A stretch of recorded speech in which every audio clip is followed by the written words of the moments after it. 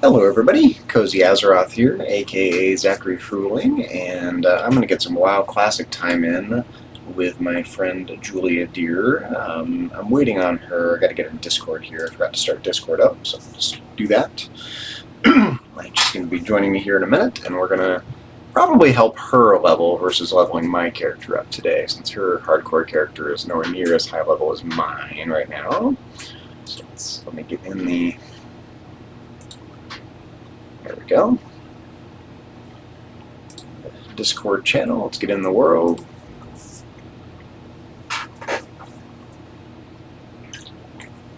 So far, it's been a nice mellow Saturday. Slept in, made some oatmeal for breakfast, made some cornbread. Nice day. Just feeling a little tired, so it feels good. Just felt good just to take it easy this morning, leisurely get ready.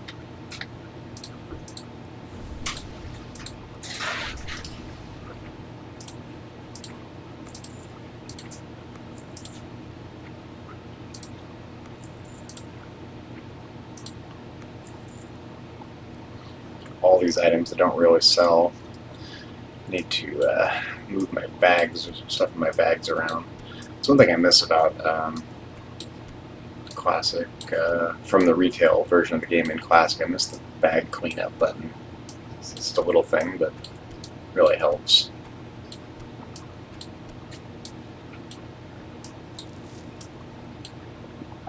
That's okay. I like doing stuff manually.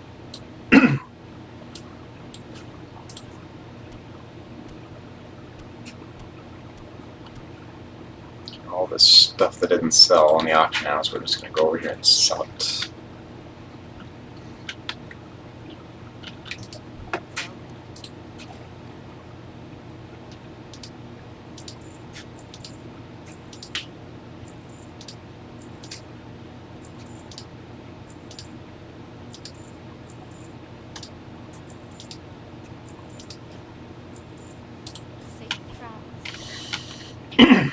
Okay, well, let's go see if there's any upgrades we can have.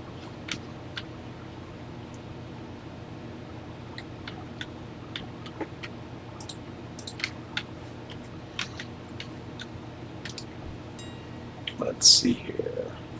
Let's see. Weapons, wands, usable.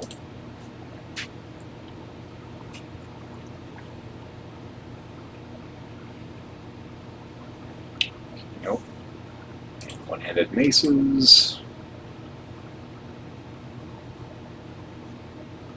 Okay.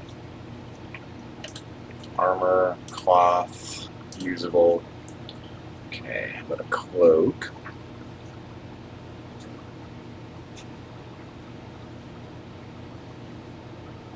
We can get a better belt. How about that? Bright belt.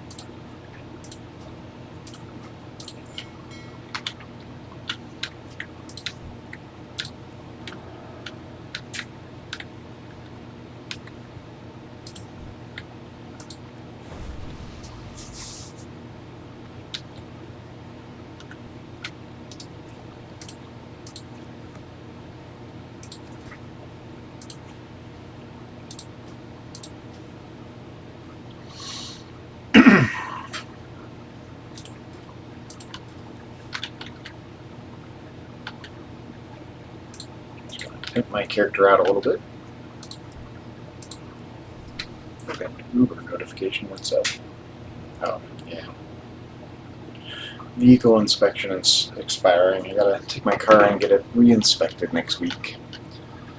It's all part of the game. Game of life. Okay, let's see here.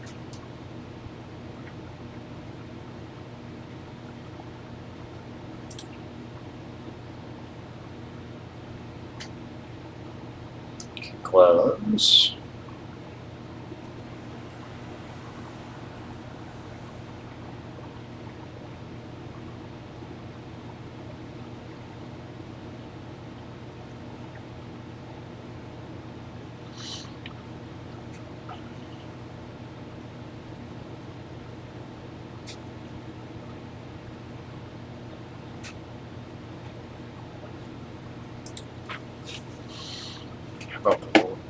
wrist. Shimmering Bracers of Healing. There we go. Oh. No better. Okay. Level 19, level 19, 17. Yeah, we need, since I need better hand pieces here. Bright gloves. Yeah, let's do that.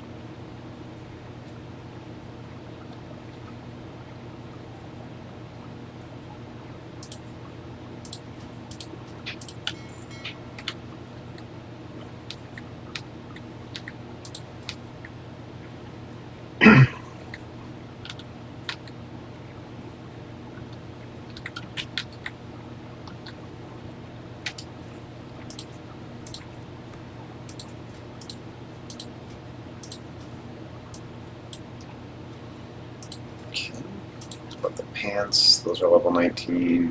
Boots are level 18. Let's see if we can find any better boots.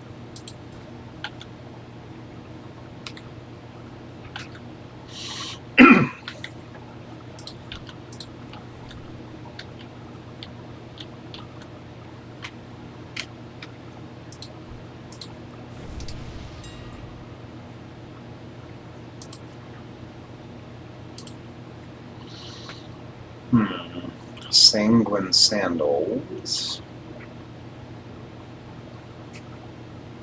Not sure it's worth spending 2 gold on. No, that's okay.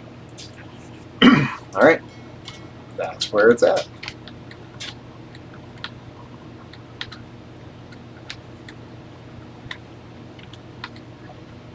Run to the bank real quick and see if there's anything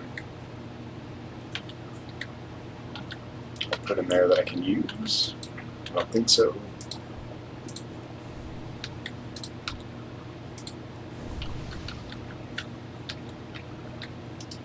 How are you?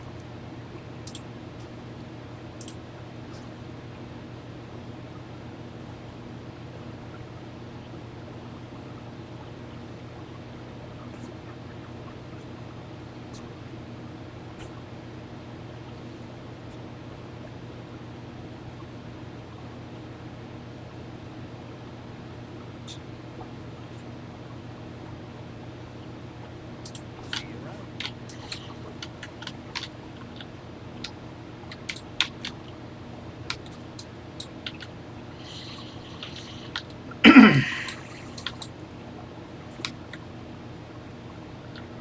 Julia should be along in a couple of minutes.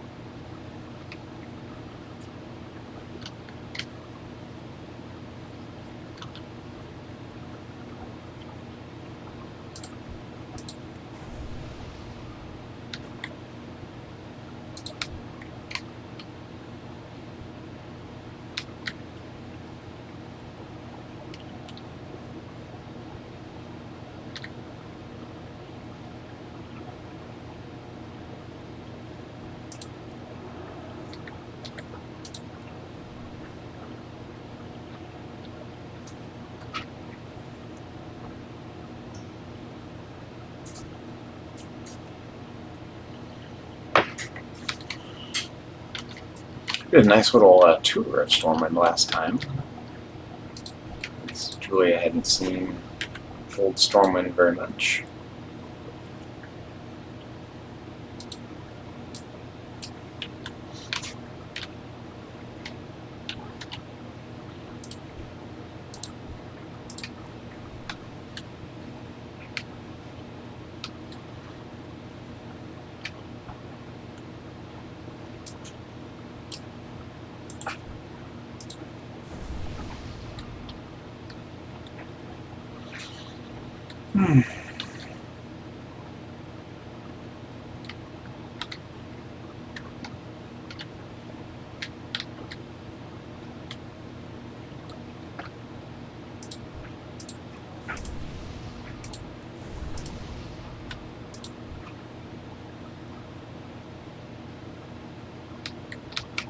Nice character named Fire and Nice.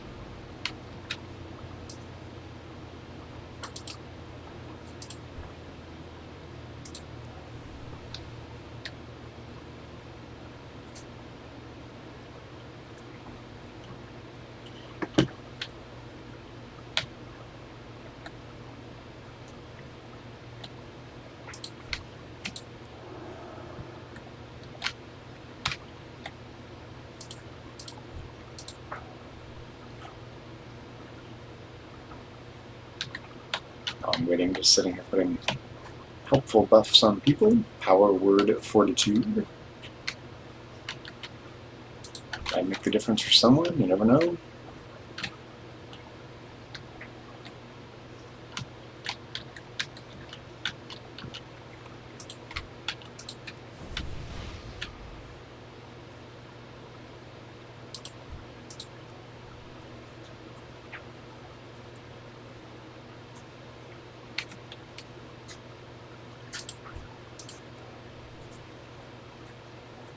Light be with you.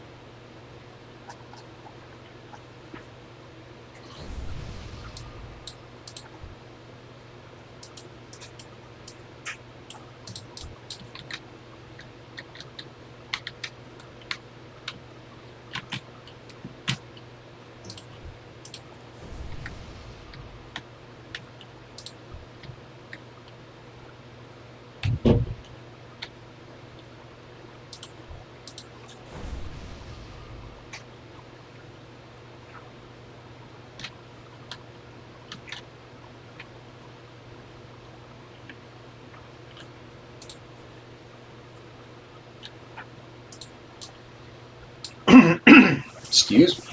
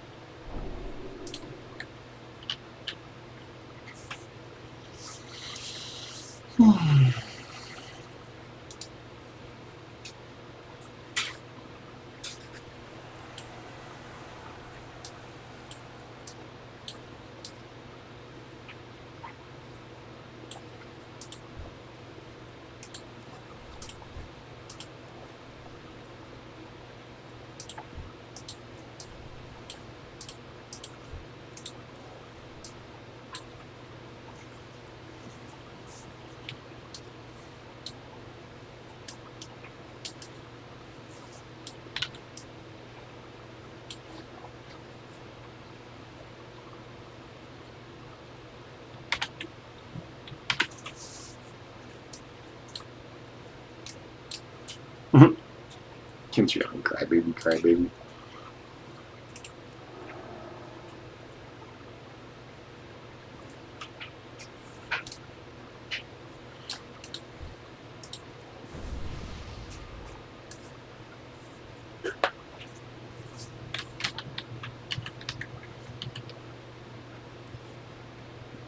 Hey. Hey, what's up? Can you hear me okay? I can't hear you. I think my... It looks like it's transmitting. Okay, try it now. Okay, can you hear me now? Yeah, I can hear you now. Sorry. Perfect. My output was not correct. Well, here we are. We're in classic hardcore, right? Or do you want to... I assume that's what we were doing, but... Oh, I didn't assume that's what we were doing, but Oh. I can. Yeah, might as well. We got a little time to ourselves. Let's keep leveling up our hardcore characters.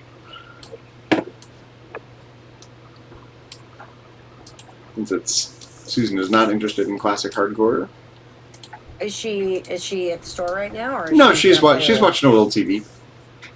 Oh, okay. She's watching the Goldbergs.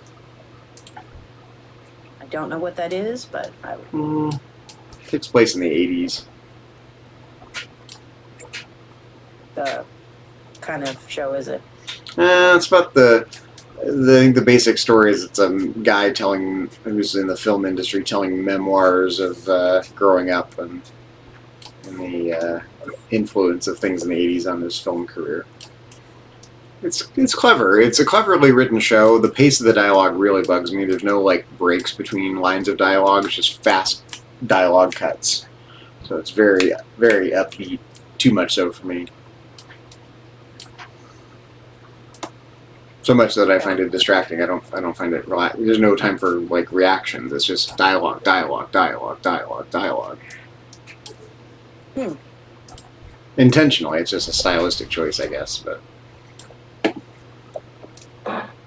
Right, but not your thing. no, I would leave more time between lines of dialogue to let the lines sink in. But yeah, it kind of it's comedy, but it kind of overwhelms you with comedy as opposed to being subtle about it.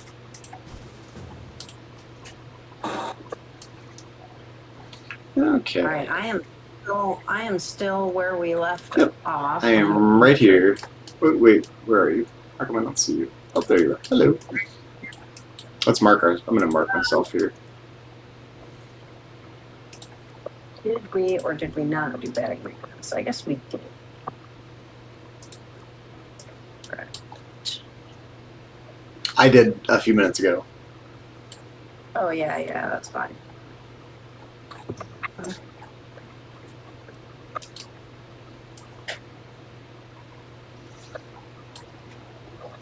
Oh, that's right. I wanted to see what a elixir of minor defense versus a minor healing potion sell for on the auction house. Okay. That's what I wanted. Let's check it out.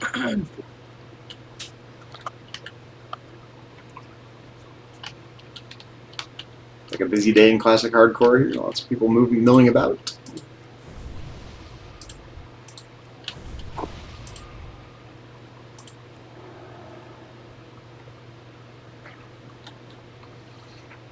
Are you streaming? I am. You are live on Twitch. I did not plug in my headset, so my audio is probably bad. I didn't know if we were streaming or not. It's not terrible, but yeah, it's a little hollow sounding, but not terribly so. Yeah, it's because I don't have my headset plugged in, so I'm just using my laptop microphone and speaker. It's all good. I don't even see what serves of my defense on here.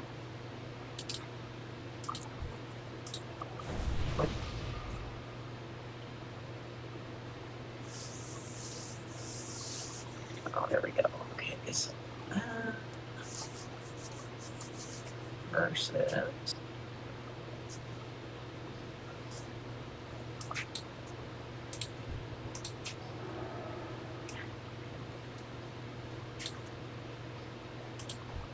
Okay, well, that's interesting. Okay, so it looks like not very, I mean, those don't sell for much, but the defense sells for more than the. Mm-hmm. What level are you at now? You're level 8? 8, yeah. You're getting up there.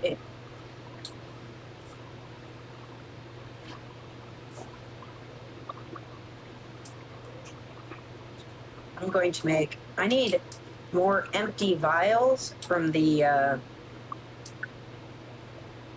alchemy person.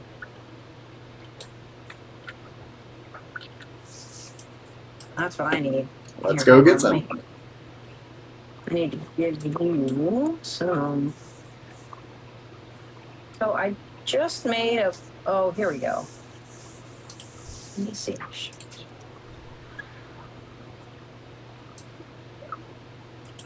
Can I give these to you like that? Yeah. I think so. Oh, increases armor. Okay. I made 5 of them, and I'm gonna give you all of them. So I don't know how to give you some of them, Cool. so that's fine. Okay, let's go for the alchemy person. I don't remember where they were, but I think they were over in the yeah, across from the right in the door, opposite the walkway from the herbalism trainer. I believe. Okay. Yeah, I'll head over there. And I'm hoping if I get more empty vials, I can, as I get more herbs and things, I can make more of those. I mean, they're not, they do sell in the auction house a major defense one, which helps probably arguably more, but they also cost like 2 gold or something a piece. So. Is this person dropping quotes into the chat quoting this Charlie Kirk guy? Is that what's happening? I want to be remembered for courage for my faith. That would be the most important thing. The most important thing is my faith in my life. Oh, my Lord. That's what it looks like. Oh, lordy, lordy. It's everywhere. Lordy, lordy, lordy. Yeah, I'm really frustrated by the whole thing. And people, it seems like people on, you know, what you might call both sides are just absolutely, I don't even know. They just let the, sorry he died, sorry for his family, but move on, everyone. I mean, I don't know. People are just being crazy about the whole thing. People on the left are saying, oh, people on the right wouldn't even, bat an eye if somebody did X, Y, or Z, or like as if they know, like exactly what, and people are making these huge logical jumps. Like, people on the left are going, well, we think, people on the left are going, well, we think politics is better off without the guy. And then the right's going, oh, that means you're happy he was murdered. Like they're making these enormous logical, which have nothing to do with reality. And then they're saying everybody on the left thinks it. You know what I mean? Like more logical. The culture wars are in full swing. So they can all just take a flying leap as far as I'm concerned, because I don't understand any of them. The culture. These are just divided times. This is the culture war. Same culture wars that's been brewing for at least 50 years. And probably longer. But at least 50 years. With all the pent-up resentment on both sides.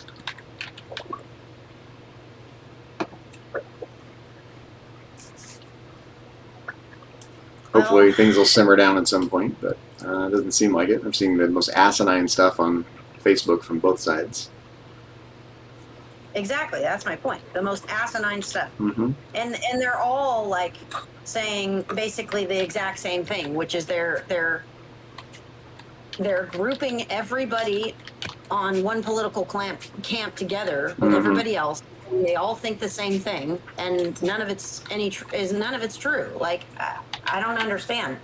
I mean, people are just it seems like these things are making people more stupid, Mm-hmm. like, and making them make bigger logical errors and they don't even notice it. And I'm like, how could, it's kind of like that jump to say, that because a person might think politics is better off without a person, like people who aren't fans of this guy or Trump or whatever, saying that because they think that policy and politics is better without them, that they A, wish the person was dead, or B, are happy that the person was murdered, or C, that means they think,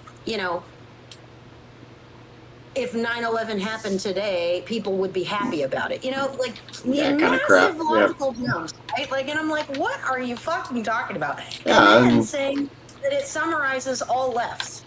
I don't know For what's so hard instance. about people saying, even on both sides, just saying, I agree with him, I disagree with him, whatever. Sorry he's dead. Sorry for his family. Things happen. Yes. Move on. I mean, it's just.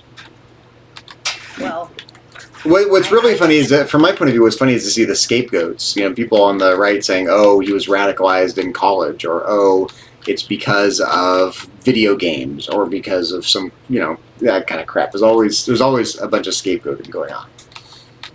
right. Well, I don't know what to Like, tell you. yeah, like less education is the answer, right?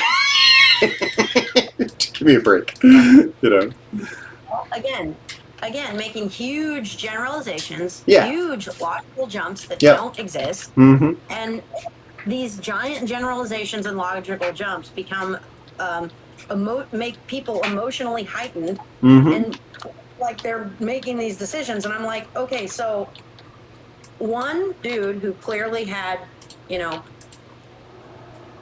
mental issues. Like, I think it's safe to assume that someone goes out and Yeah. kills someone for whatever reason with a Exactly. gun is mentally disturbed. Okay. Right. So that's a logical jump, but I don't think it's a huge one. And it's probably safe to say that many, many people, if not most people, would agree with me Mm-hmm. that if you go out and shoot someone when they're simply saying their political views, that you're probably Yeah, it is more to do with mental health and less to do with any of the other factors. That's true. that you would probably consider Mhm. that person outside of this general statistical, what we call mentally stable persons. Okay, I would say most people would give me that. Maybe Mhm. not all, but many, many people would say that. Hang on one second. I'm gonna let the dog out. Okay.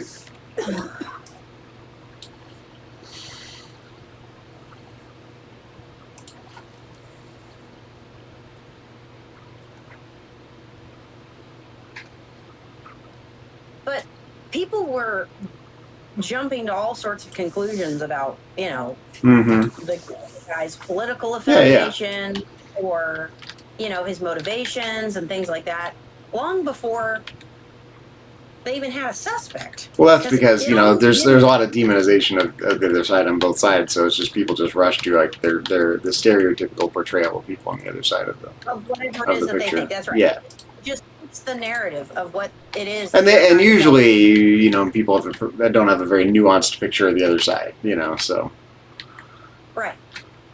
And so. And these I'm aren't the like, most well, what- educated people making these claims generally. But it's very, very disturbing to me that people's narratives in this wake of life are more important, to them than anything else. And so to make reality fit their narrative, it is more important than Well, that's the any thing. kind I mean, how to put this? Be careful about what I want to say here. I think, for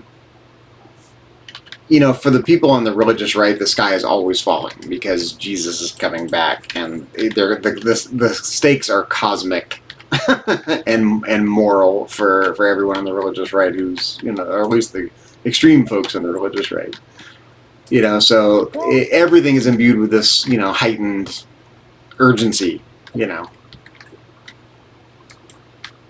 Well, that may be true, but I don't want to jump to conclusions myself and assume that, that all the people that are making these logical jumps are, fire and brimstone people. Well, a lot of them are, because they're all, a lot of them are. Maybe. I mean, look at all the posts you're seeing on Facebook, they're making a martyr out of the guy, goodness, they definitely are making a martyr of the guy. Yeah, there's a difference between being assassinated and being a martyr. It cheapens the concept of martyrdom, to lump the two together.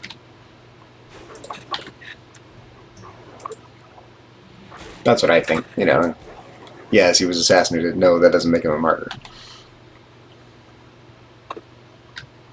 There was a herb here, so I can keep making us elixirs. Did you use one of your elixirs? I guess you don't need your elixirs. No, I don't really need to waste them right here. But everyone just needs to simmer down a little bit, everyone, It's very frustrating. It just seems to be that the world is getting... Yeah, it's a powder keg, just like Yeah, more inflexible, less educated, jumping to conclusions more. Like, everything is just getting worse. This is the age of ideology. This is not the age of reason, Right. And it's super disturbing. This is what it must have been like for people living in the educated people living in the Dark Ages, which is like what utter nonsense around them and powerless to do anything about it, Right. The world's flat. If you don't think so, we'll kill you. Or if you come up with too much science or read too much of that classical literature that contradicts the Bible or whatever, Right. So, I think educated people will probably have to do what educated people did in those times, which is become more monastic. We're losing the culture battle because things are getting crazy, and, culture will just have to go underground for a little while until there's another enlightenment. That sounds terrible, but, arguably culture thrives when it goes underground anyway. It's more creative anyway.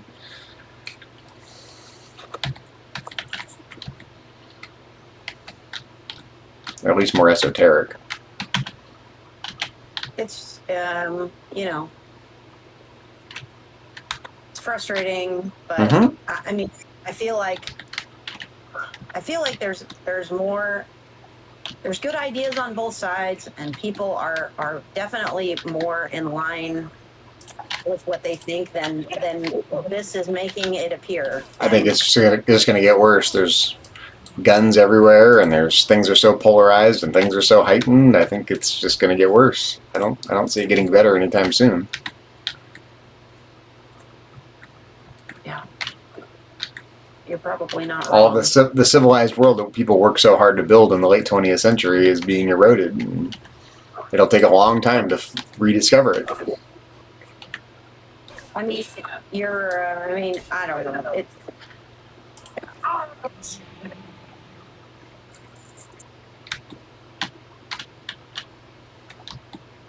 But it's not like our current government isn't helping promote the people. Oh boy, that guy's throwing a bunch of guys over here.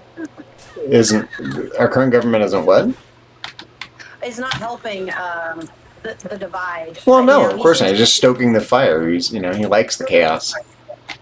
Yeah, instead of saying, there's no excuse for violence of any kind by any side for any reason, and clearly this guy was disturbed and blah blah blah.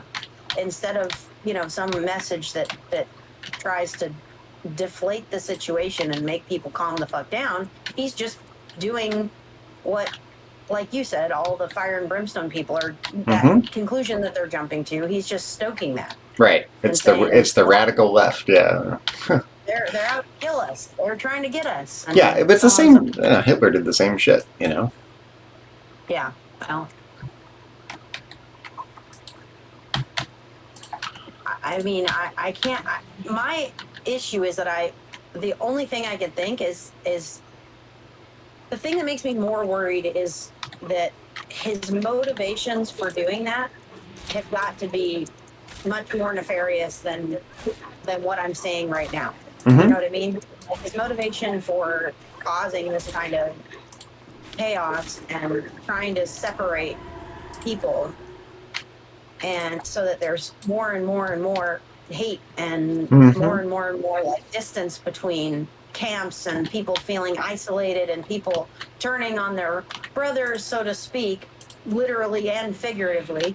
Like, I feel like, I mean, I'm scared to know what his long-term goals or reasoning is for that. Is it just to be able to get his way in the long term? Is it to control the masses because it's easier to control half of the people than it is to control all of the people? And if he creates distension and breaks any kind of logical discord that people have, like, that's just going to aid his being able to manipulate people. Like, I don't understand what the goal is here, but I don't know. I can't speak for him, but I think the people that fall in line are happy to let him do the dirty work, and they get their way and keep their hands clean generally.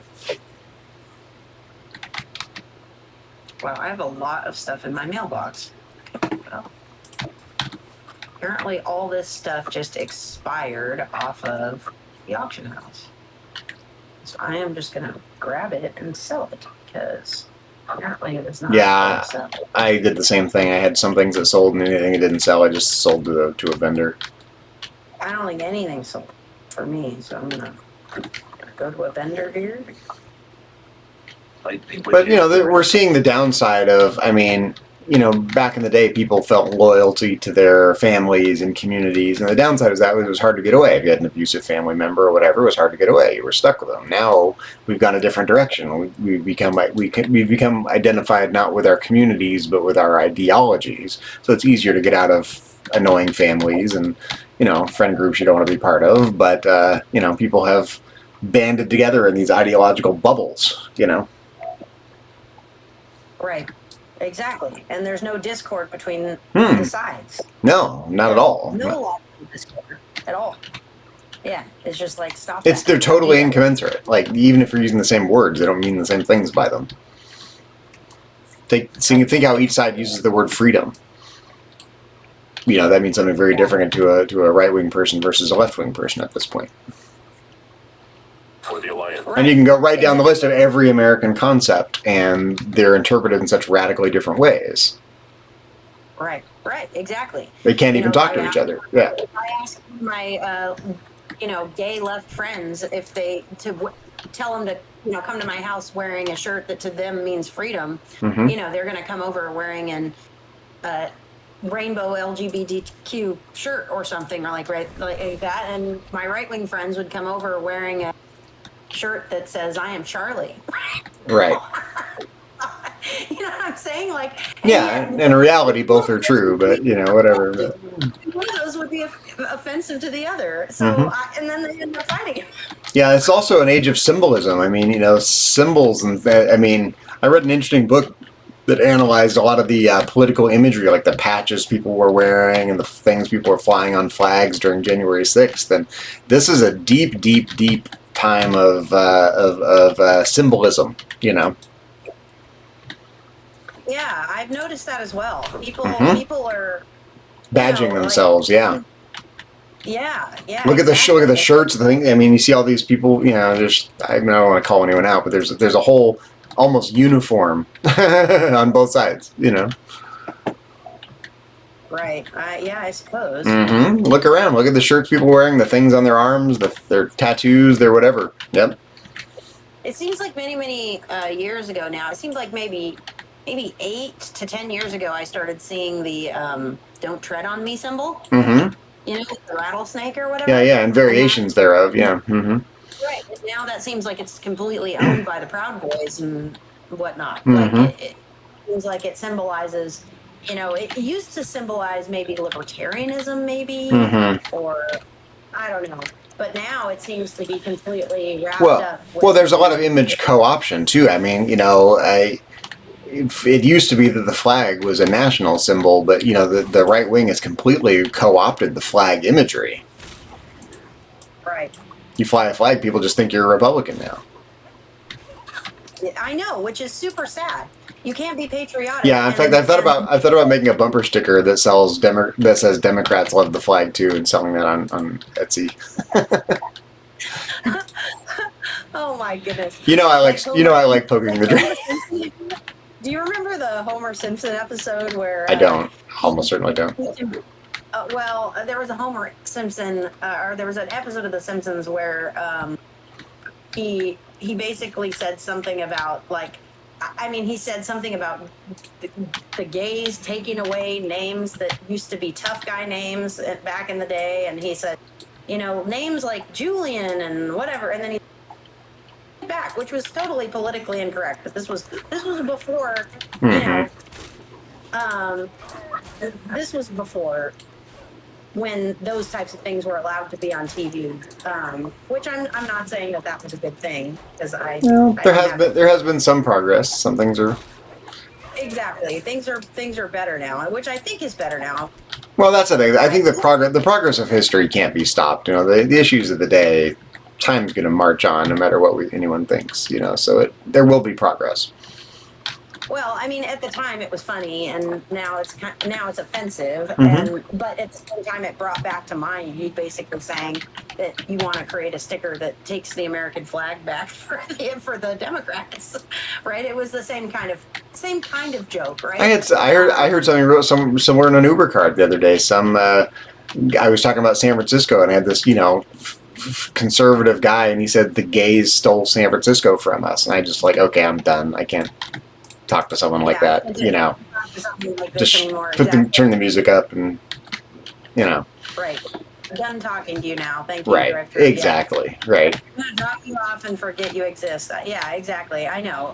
Well, and there are a lot of people who think that, I mean, I don't know. I'm related to people who think that kind of crap, Yeah, exactly. San Francisco being a sanctuary city for some of us feels like a breath of fresh air, a safe place where you can be gay and you can be whatever. Yeah, exactly. Nobody cares. Exactly. Who cares? Like, they just, want to have a good time. Well, I really do subscribe to John Rawls's basic principle that a healthy society is based on a little bit of mutual disinterest. You do you, I do me. You're not harming me, I'm not harming you. No one cares what anyone else is doing. And that's it's a good foundational principle for a society. Well, yeah, but I mean, that doesn't seem to be happening. No, right now. It's not at all. It's the exact opposite of it. Everyone is so in each other's business about what their worldviews are and how they're living, and Right. Yeah, no, we're living the exact opposite of that. Even though the late '90s or late 20th century looked like we were headed that direction, and we're not. Now we're getting. Complete and utter disinterest is great, but some form of disinterest is important, because otherwise, what are we doing? Are we trying to control each other's lives and make everybody photocopies of each other? I mean, but that's a little boring. Well, it's funny because that's a common argument used on both sides. The left wing says the right wing is trying to turn everyone into little religious carbon copies of each other, and the right wing thinks that the left is going to turn everyone into socialist Marxists with no identity either. So that exact claim is made by both sides. Right. Which is what I was trying to say. Both sides have arguments very similar to one another all the time. All the time. They're not as different as they think in a lot of ways. Very different worldviews, but yeah. Very different worldviews, but I think politically speaking, people have oftentimes, seen that, there's a lot to come and agree about, even though there's a lot to disagree about too. But it seems like nowadays that's just not the focus. How much there is to agree about is just not the focus. Like I was saying the other day when I sent you that text, I've got one friend saying, posting like, what was it that she had posted? MAGA saying the left wants to kill us, and then the Democrats are like, no, we just want to give you free health care. That's right, exactly. That's their perspective of the divide, or my perspective. I identify as more of a Democrat than a Republican at the moment. I used to be a Republican where Republicans were sane. Yeah. But. Right, exactly. That's my point. Is there have been times in my life where I would have identified as Republican, although since Trump stepped foot onto the political stage. Oh yeah, I jumped ship on that early. I yeah. abandoned all ties to the Republican Party. Yeah, and I don't mind going 180 the other direction. It's like, things like that need to be fought against, and if the other side's fighting against it, fine. Right. Exactly. Well, but from the right's perspective, though, the left is doing crazy things. Like, and it's really interesting though, because people are just really not focusing on what makes sense about each person's argument at all anymore. Hold on, I'm gonna let the dog in. Mm-hmm.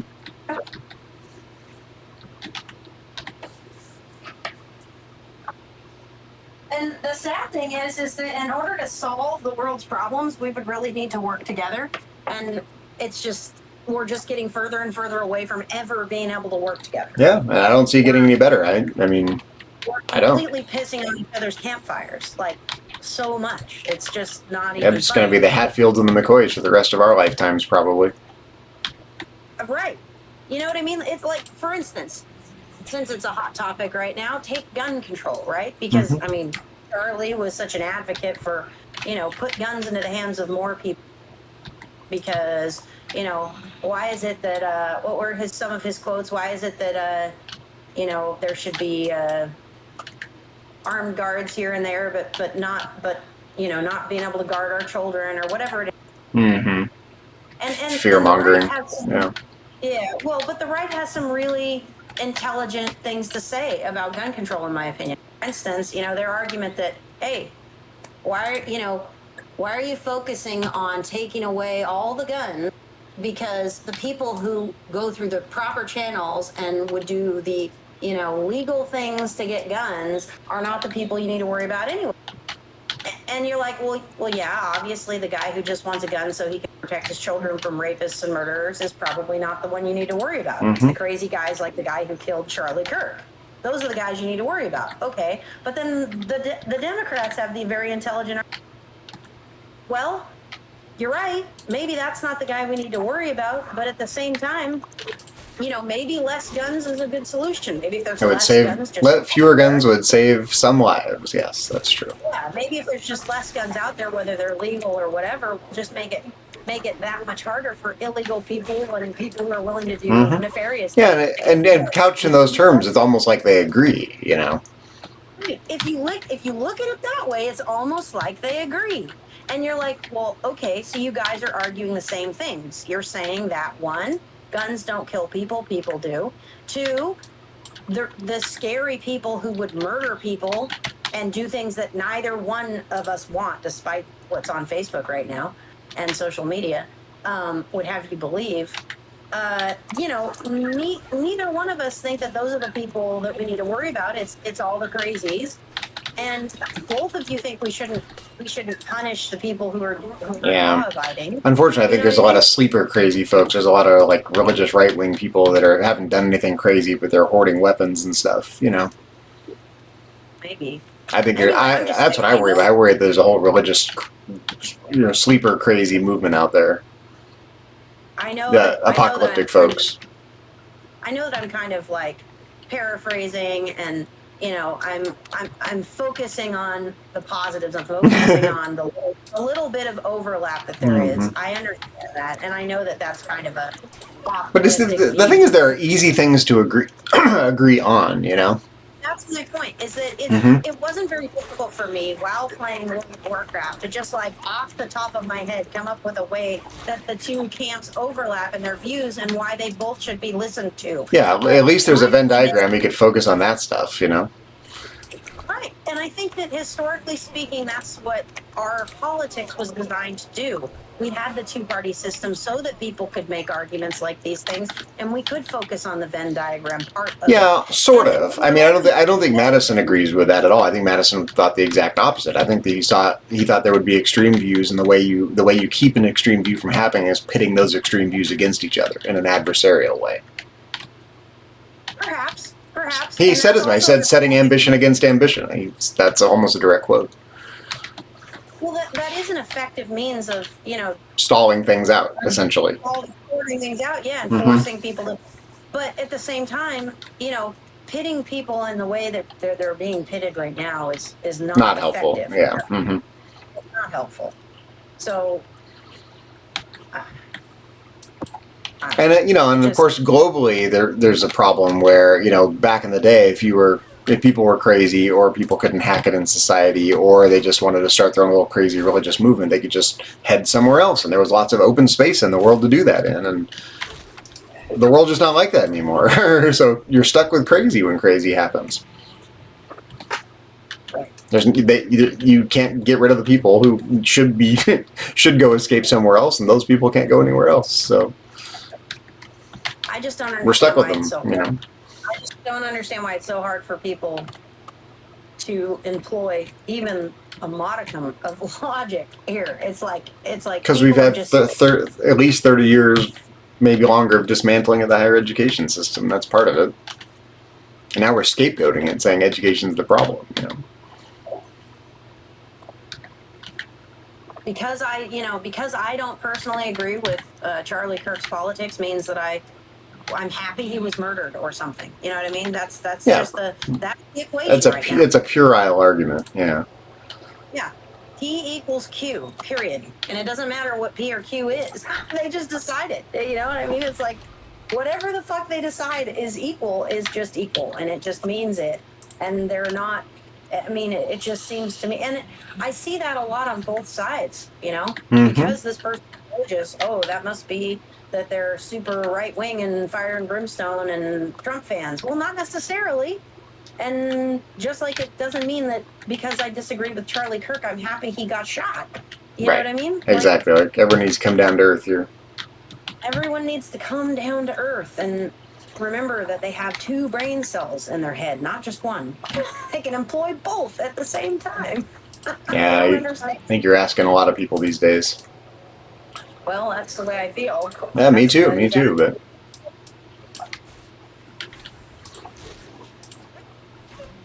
I do know that I grew up with a lot of religious folks, and was raised that way myself. And there are a lot of people I otherwise like, trust, respect, think well of, but I've heard the craziest shit come out of their mouths. So something has gone haywire. The craziest shit come out of their mouths when? Recently? Last few years. Politically. Socially.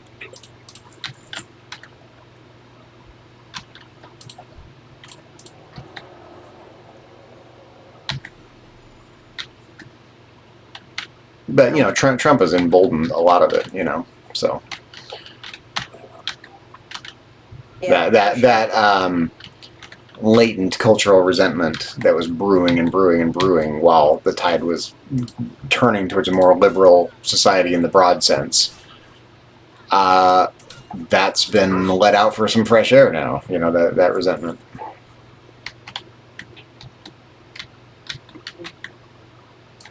I guess. And then people on the left have a bunch of resentment from the Reagan era. So.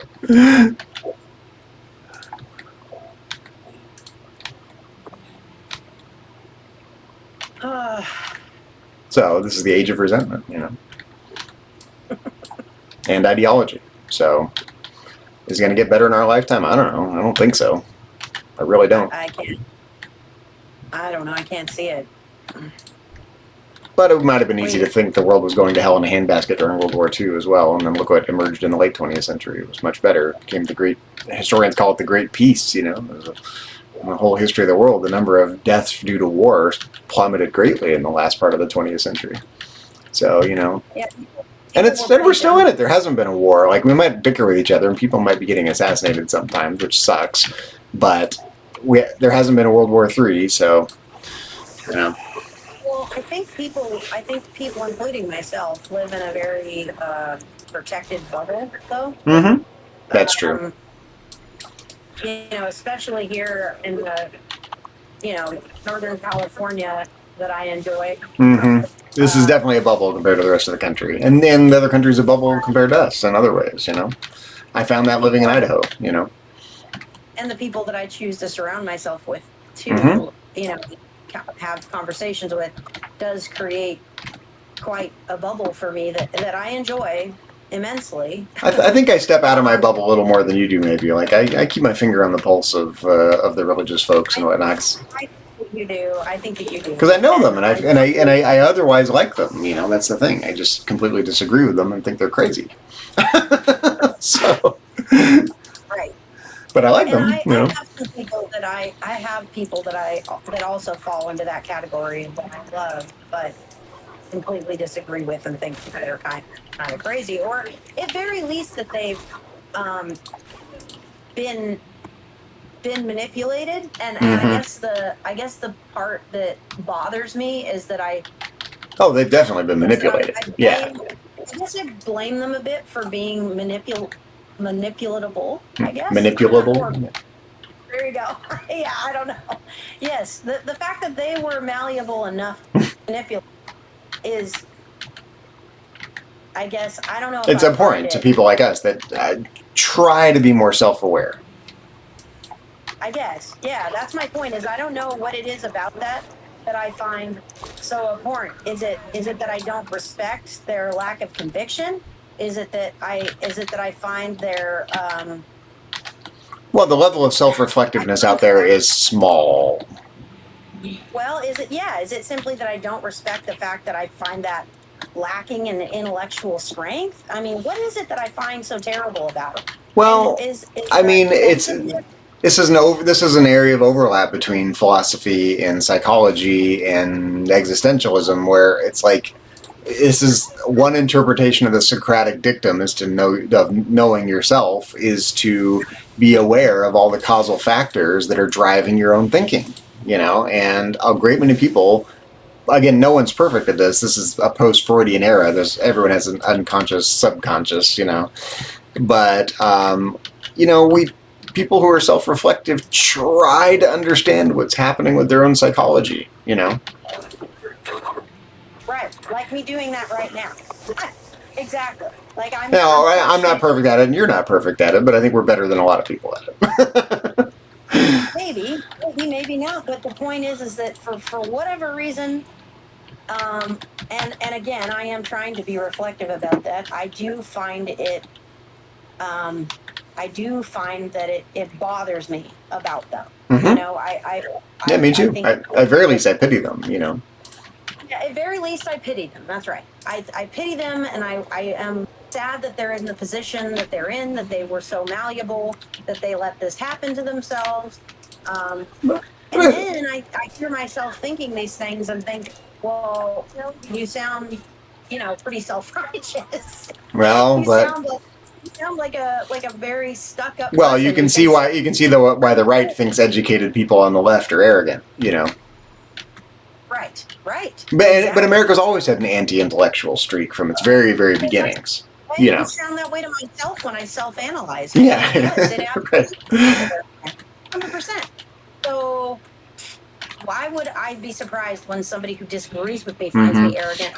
And I think I can deal with pity. The thing is, it goes beyond pity, because I can pity people and will still like them, no problem. But they've just become so obnoxious to be around that I just don't, and I don't want to be around it. I have family members I don't want to be around. I have people I was friends with I don't want to be around. It's just drivel comes out of their mouths, and it's not pleasant anymore.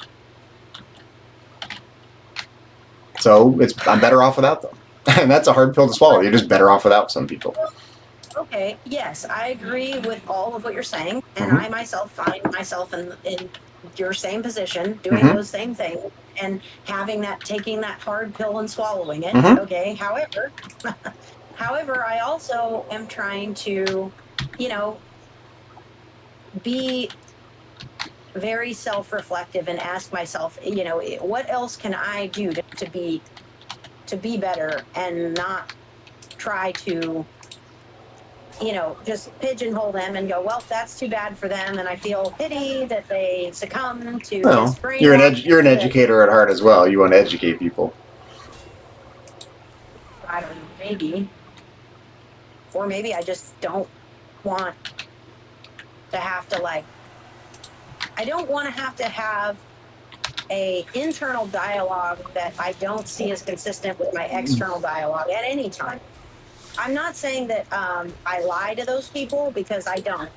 If they were to ask me directly my opinions, I would tell them, and I would not hold back. Well, we're being gaslighted into pretending we agree with them. I wouldn't go that far. I would. I have not felt that way personally. They take the but- moral high ground, where if you disagree, you seem like you're morally substandard. Well, yes, they do make that argument, but I guess I haven't felt gaslit by that. Just that I felt that was their opinion. But I suppose. Oh, I think it's a kind of hegemonic cultural pressure. It's tribalism. Well, They're drawing the tribal lines. You're in the group, you're outside the group. I guess maybe it works on you better than it works on me, because you are more aware of those lines. I don't know if it works on me. I think maybe it offends me more. I think you're aware of it more than me. No, maybe. I think you see the. Well, I used to be on the inside of it, so You see the lines being drawn in the sand. I sure do. Mm-hmm. I think that I see them, but I think someone has to be a lot more direct and blatant with their attempts to draw said lines for me to get it. Oh, that could be. So I think I'm sensitive to it. That's true. Mm-hmm. A lot of lines are being drawn in the sand for me often, and I miss them. They're down there drawing it with their toes, and I don't look down. So right. That's my point. Is it's metaphorically speaking, it's lost on me. Mm-hmm. So they may have been trying to gaslight me, but it went over my head. Right. I think. Or however you want to say it, whatever it was, I missed the fucking punchline because I didn't get it. Mm-hmm. So therefore, I wasn't gaslit because I didn't even know that they were attempting to do that. Right. And I think that you don't miss it as much as I. Mm-hmm. So that's all. You're right. It's probably just a matter of the differences between us and what we see and what we don't. Yeah, that's probably true.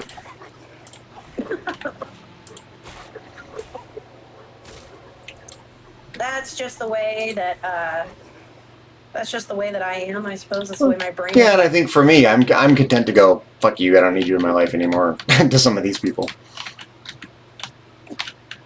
Yeah. Silently, usually silently, but Yeah, and that's just it. I'm not easily able to do that, mm-hmm. and I'm also not. I can't make myself agree with them, right? Because I will. Most of the time, I just do my own thing. I don't engage with them. I don't need to anymore. I don't live in the same town. I see the shit on Facebook, but I don't have to deal with them. So. I rack my brain trying to find the logic in what they're saying, and I don't. Do that. I definitely don't. I think they've taken the crazy pill. So. Well, I think so too, but then I feel like a jackass who's entitled and I don't pretending that I'm of some sort of superior intellectual caliber, and then I feel like I am just kind of an asshole. So then I think, well, how do you not be an asshole? Well, it's the difference between humility and modesty. You can be humble in your views about yourself, but you don't have to be modest in your in what you do understand. Yes, maybe. But I rack my brain trying to find logic. You know what I mean? Like trying to find where little bits of what they're saying that resonate with some truth to me, so that I can go, you know what? Okay, I can see where they got here from there. Mm-hmm. Right? Well, they don't. Well, from my point of view, they're just all. There's a giant nationwide cult going on, and the people to listen to are the people that know how to get people out of cults. Yeah.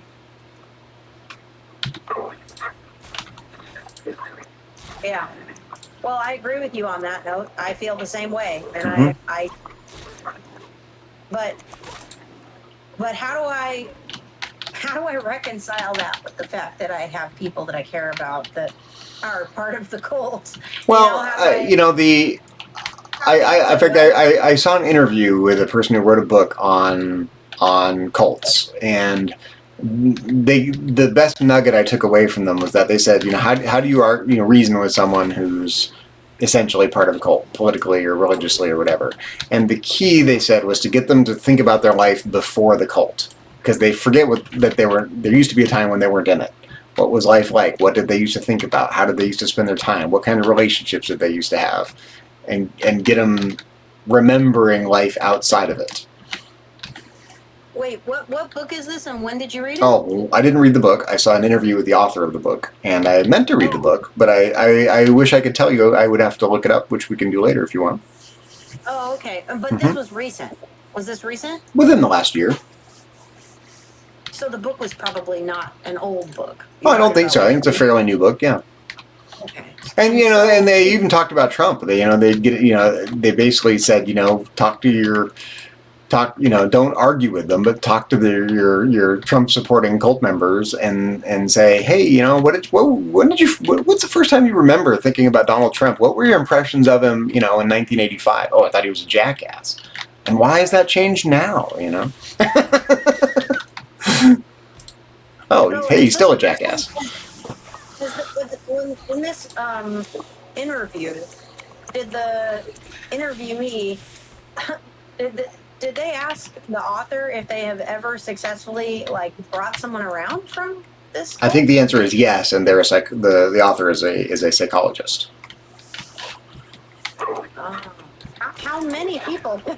That I don't have most of your answers to most of your questions about it, probably, because it was a while ago, and I don't think there was a lot of specifics in the interview. That is interesting. I think I'm gonna have to look that up, because I find that very interesting, just from a not a lot of psychology is all that interesting to me, so the fact that this does pique my interest. I think you would find it interesting, because it's basically amounts to brainwashing, and you have to unbrainwash someone. Yeah. Now, both sides think that about the other side. That's the thing.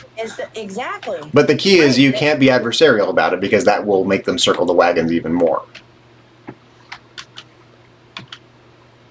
Can't be adversarial about it. Right? You have to. True. Yep. You have to get them to come to the realization themselves.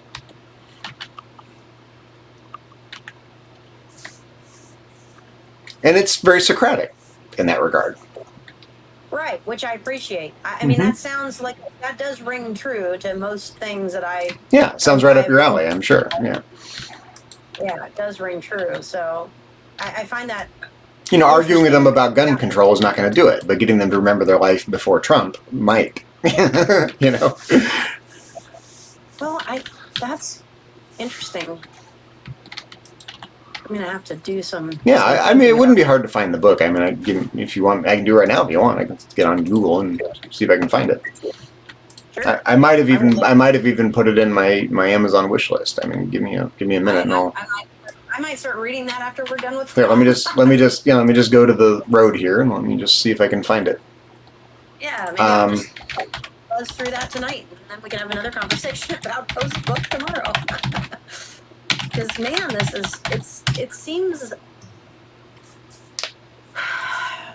seems utterly absurd and completely unnecessary, and yet kind of all-consuming at the moment, given the state of our world.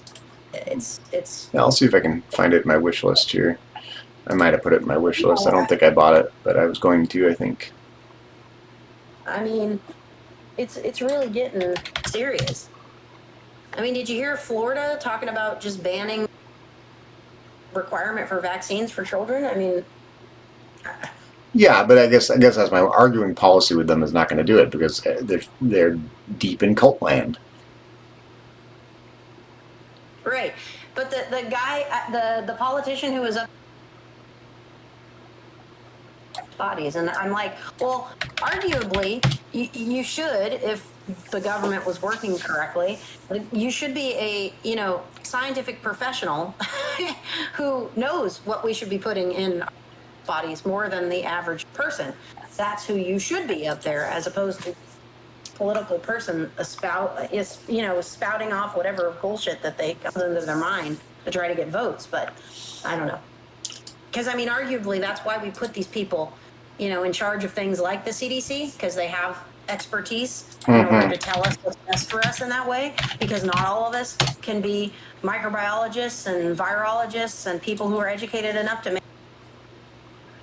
I'm not 100% sure this is the right guy, but I think the book I'm thinking of is called The Cult of Trump. There's another book called Cultish, but I don't. I think maybe the interview I saw was with a male.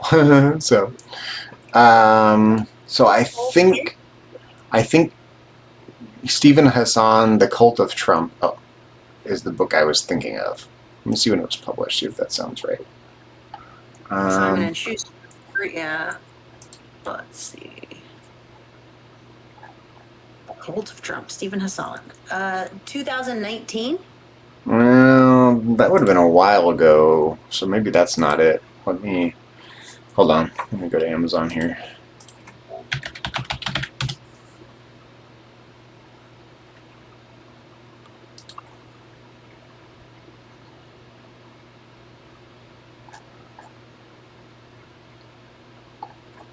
There's a book called Cultish. But this is a little more.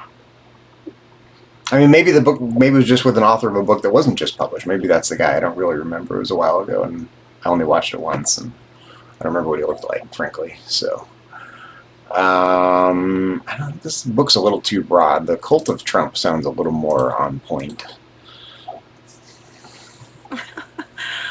I have never typed in anything like this into the internet before. I'm trying to find, books that talk about, Trump supporters being cultish, and that's interesting. The things that are coming up. There's all sorts of books. There's one called Operation Mindfuck, QAnon, and the Cult of Donald Trump. I mean, yeah, the Stephen Hassan guy's got a lot of books, like Combating Cult Mind Control. I mean, this seems to be the guy who studies this stuff, but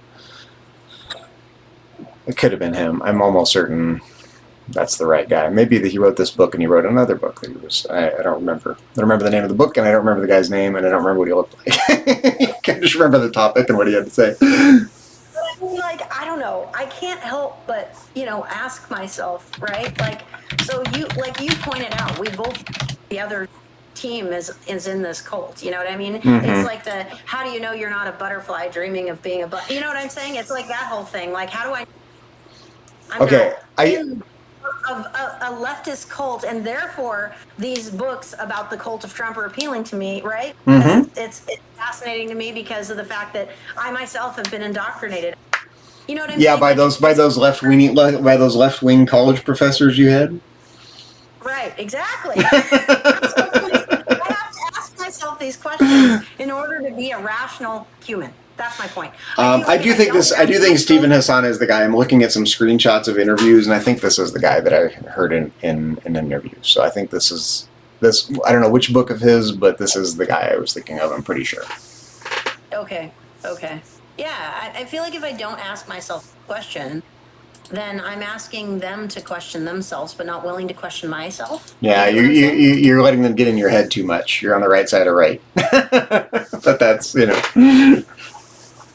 that's my take on it. But No, I just feel like I need to be fair. You know what I mean? I need to be fair and analyze myself as much as I'm.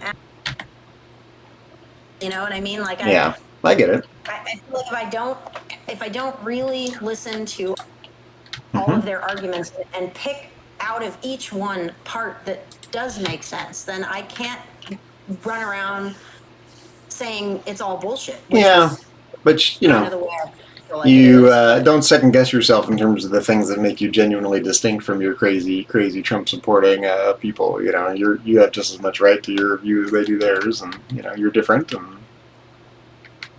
well, yeah, absolutely. And I don't think there's any danger of me falling prey to any of that ideology. I think there was a danger when I was younger because I was more impressionable and I was raised more religiously. So I managed to get out of it, and I know a lot of people that stayed in it their whole lives, and I'm glad I got out of it. So I don't really think religion's the problem.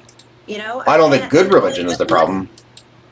What's that? I don't think good religion is the problem, but I think, what religion means to a lot of folks has become quite different. Religion doesn't mean this quiet little thing we do on Sundays and stay humble. Religion has become deeply interwoven with politics, so much so that they've incorporated Trump into their theology. Right. Yeah, that's concerning. So that is the problem. You know,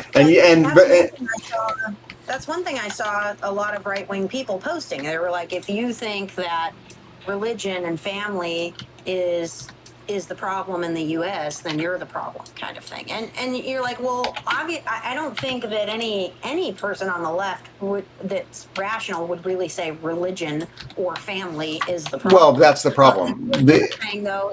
What you're saying though is that nuanced aspects of religion can be problematic and are creating problems. Well, in America. and religion is as religion does, and we grew up in a time period when religion was essentially relegated to Sundays and things you do at church youth groups and whatnot, and it was sidelined, culturally sidelined, and now it's become the norm, and it's become deeply interwoven with politics, and if that's what religion is, then it's problematic, you know. Like I said, one aspect of what religion can be, yeah. or can Now, be made into, the quieter, humbler, Sunday church service and little community groups religion is great, Yeah, I mean, I agree. I was raised to believe that, the reason for church on Sundays was because, doing something religiously, so to speak, or doing something that maybe you don't necessarily want to do, or that's an imposition, but doing it faithfully can help exercise the muscles in one's psyche, so to speak, to make them a better person. Because if someone is diligent about doing something, their favorite, like getting up early on Sunday mornings and attending maybe a boring, Sunday mass or whatever, that will help strengthen your muscles so that I think from a Stoic standpoint, it's just Stoic muscle building, yeah. So when your spouse cheats on you, you won't fly off the handle. Right. You know what I'm saying? I generally agree with that. Right. So those types of aspects of religion are very helpful. Yes. Are not unhelpful. And to a lot of people, to people maybe struggling with demons that I'm lucky enough not to struggle with, maybe it helps them keep on the anger straight and or narrow. violence or whatever, right? Yeah. Right, or whatever. Maybe it helps keep them on the straight and narrow to have this. But unfortunately, it's been inverted now, though. There are religious people that are glamorizing violence in the sense of militarism,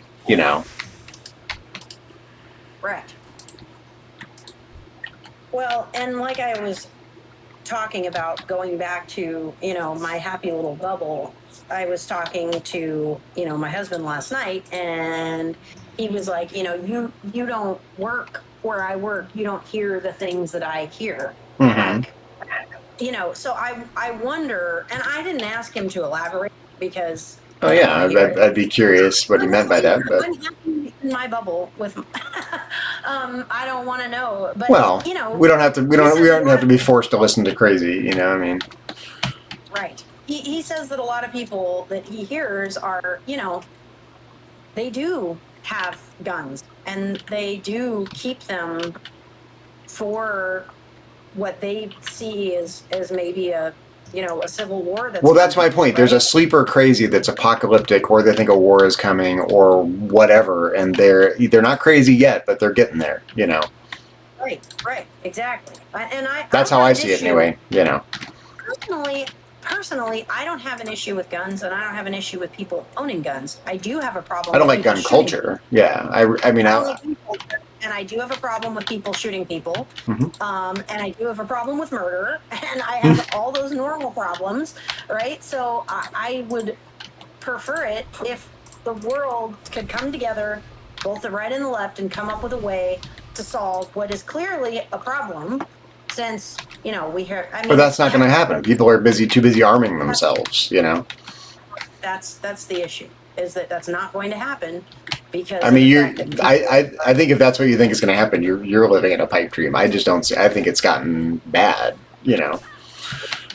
Well, it's not that I think it's going to happen. It's that I want it to happen, but I don't think. And I'm trying to figure out what I personally can do to try to. I don't know. Help facilitate that as best to my ability as I can as one little person who doesn't want to. Well, for me, I'm kind of monastic by nature. I read and write and teach my little classes when I can. I can't right now, but I can still read and I can write and I can talk to people in the Uber cars, and Have conversations with your friend Julia over yeah, Discord. right, Playing World of Warcraft. exactly, right. And not worry about the crazy people. The key is to not let the crazy people drive the narrative. Like, just live your life and don't worry about the crazy. Let the I seem to be getting almost no experience. Are we still? Oh, we're in a group. Oh, yeah. Let's get out of a group. That's why. I'm like, why am I killing these people? I don't think I'm getting any Here, experience. there you go. Yeah, I forgot we were still in a group. Yeah. So Like, what is that was all for naught. So. That's all right.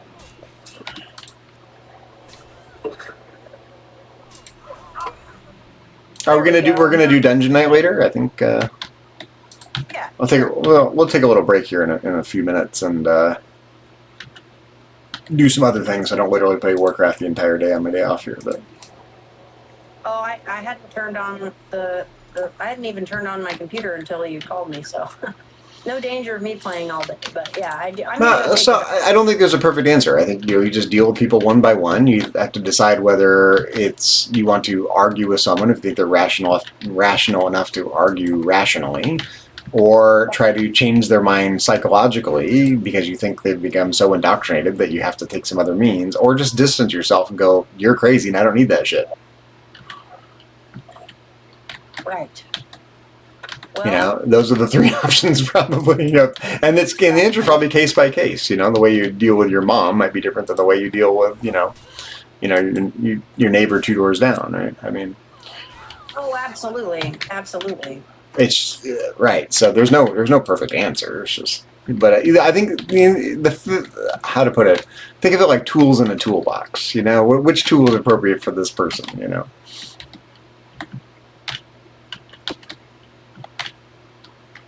Well, and sometimes the tool is self-preservation, where it's just like you're going to stress yourself out if you worry about it too much. Yeah, I think you're not wrong. And I think I've had to realize that a large amount of my suffering in life is because I let other people in my headspace. But I also feel a little bit of maybe. I don't know, maybe like a little bit of a responsibility, a social responsibility, I guess, would be the closest thing I can think to call it. Since I don't feel like, well, you're disempowered. You're not a teacher anymore, and you're not a public figure, so you're largely disempowered from a public good standpoint. Right. Yeah. Not that I have a desire to school teacher again. No, but I think what I hear you saying is that you want to make a bigger difference. Well, part of me feels socially no, but part of me feels a social responsibility to make a bigger difference, and so therefore I think I should want to make a bigger difference more than I do, and then I feel guilty about not wanting to as much as okay. Not that I don't want to make a difference, I do, and I feel like socially I have a responsibility to make a difference. But then I feel like my self-preservation kick in, and then I feel like I don't, I don't care enough about the crazy people to try to help them. And then I feel like an asshole who should care more about the crazy people because I have a tangentially related quote from Thoreau for you. I think it was Thoreau who said he kept 3 chairs in his cabin: 1 for solitude, 2 for friendship, and 3 for society. It's okay. It's okay to be by yourself and focus on your own happiness. It's okay just to have deep friendships like we have, and it's okay to, at other times, to want to make a difference. You can't do all of them at the same time. So they're just different periods in the day, or in life, or in, it's like there's a place for that. And I hear you, but just because you're focused on what you want to be happy doesn't mean you're shirking your civic responsibilities. Right. Because, half the time I just feel like what I want to be happy is, moving to a more politically aligned country to myself and, yeah, right. Washing my hands of the place. But you're probably not going to do that. But probably not going to do that. Right. So, Well, you know. I don't know. I do that. Probably not. But my point is, yeah, if you're feeling any guilt for just wanting to be happy, and and the world is crazy, I think part of the American ethos is life, liberty, and the pursuit of happiness. So, there's nothing wrong with it. It doesn't make it inherently selfish. But again, that's religious people getting in your head. All that guilt. Religious people are so fond of. Right. That Got does seem to be a thread. That's my point. They can get in. You can get in your head. I think what I should do is go until I've used up my rested XP at least, which is 2 more little bars. Yeah, let's do it. About 10 more people. Don't worry about it so much. Read a little more Nietzsche. Well, I don't know about that. Or Thoreau, maybe. Yeah, I could. Thoreau is Thoreau is sometimes peaceful, other times not. He sees things clearly.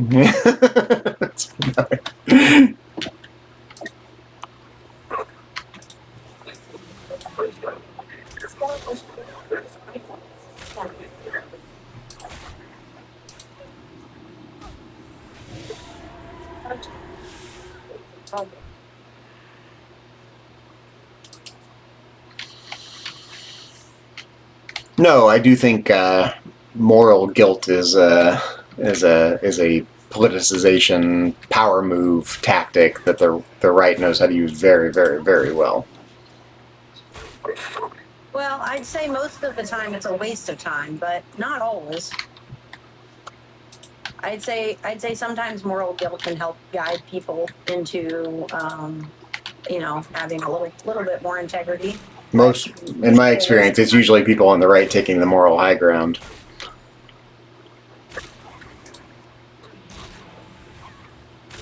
Yeah, you're probably not wrong. And most of the time, I think it's a waste of time, but. Oh, yeah, well, I mean, again, it's a power move. In that sense, it's very effective. This is why Nietzsche is really important. The relationship between morality plays and power grabbing. That's a part of human psychology Nietzsche understood very well, I think. And Foucault, by extension.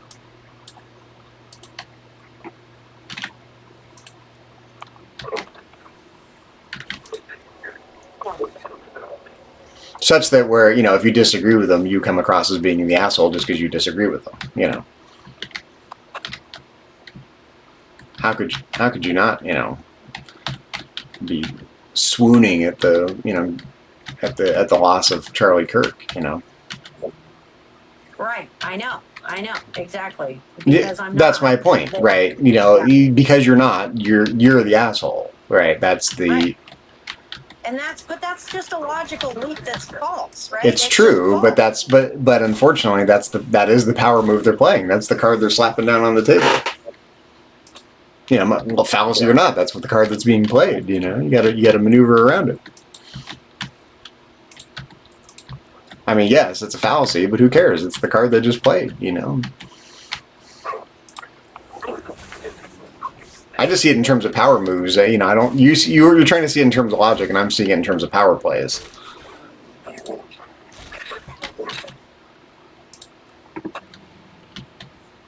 Now you're the more right of the two of us, probably, because that's how it should be. But I just as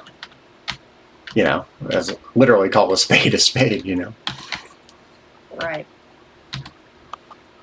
I'm not taking the bait. Sorry, people.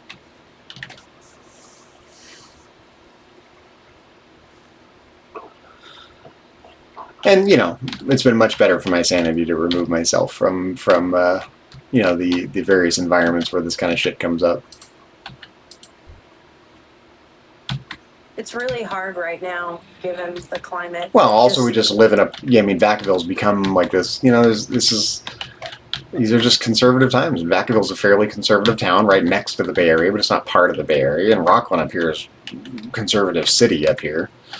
I'm sorry, because we're just surrounded by it. Oh yeah, because you got all the rural communities around there. Yeah, it'd be easy. It'd be and just people that aren't, a lot of people who made a bunch of money in the Bay Area decided they're more conservative leaning, and it's just a cultural circling of the wagons. People leaving San Francisco because it's too liberal.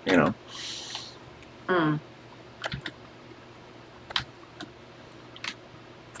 So we'd have a very different approach to this if we were living in a slightly different part of the country, or part of the state even. 3 towns over, and people approach it very differently, probably.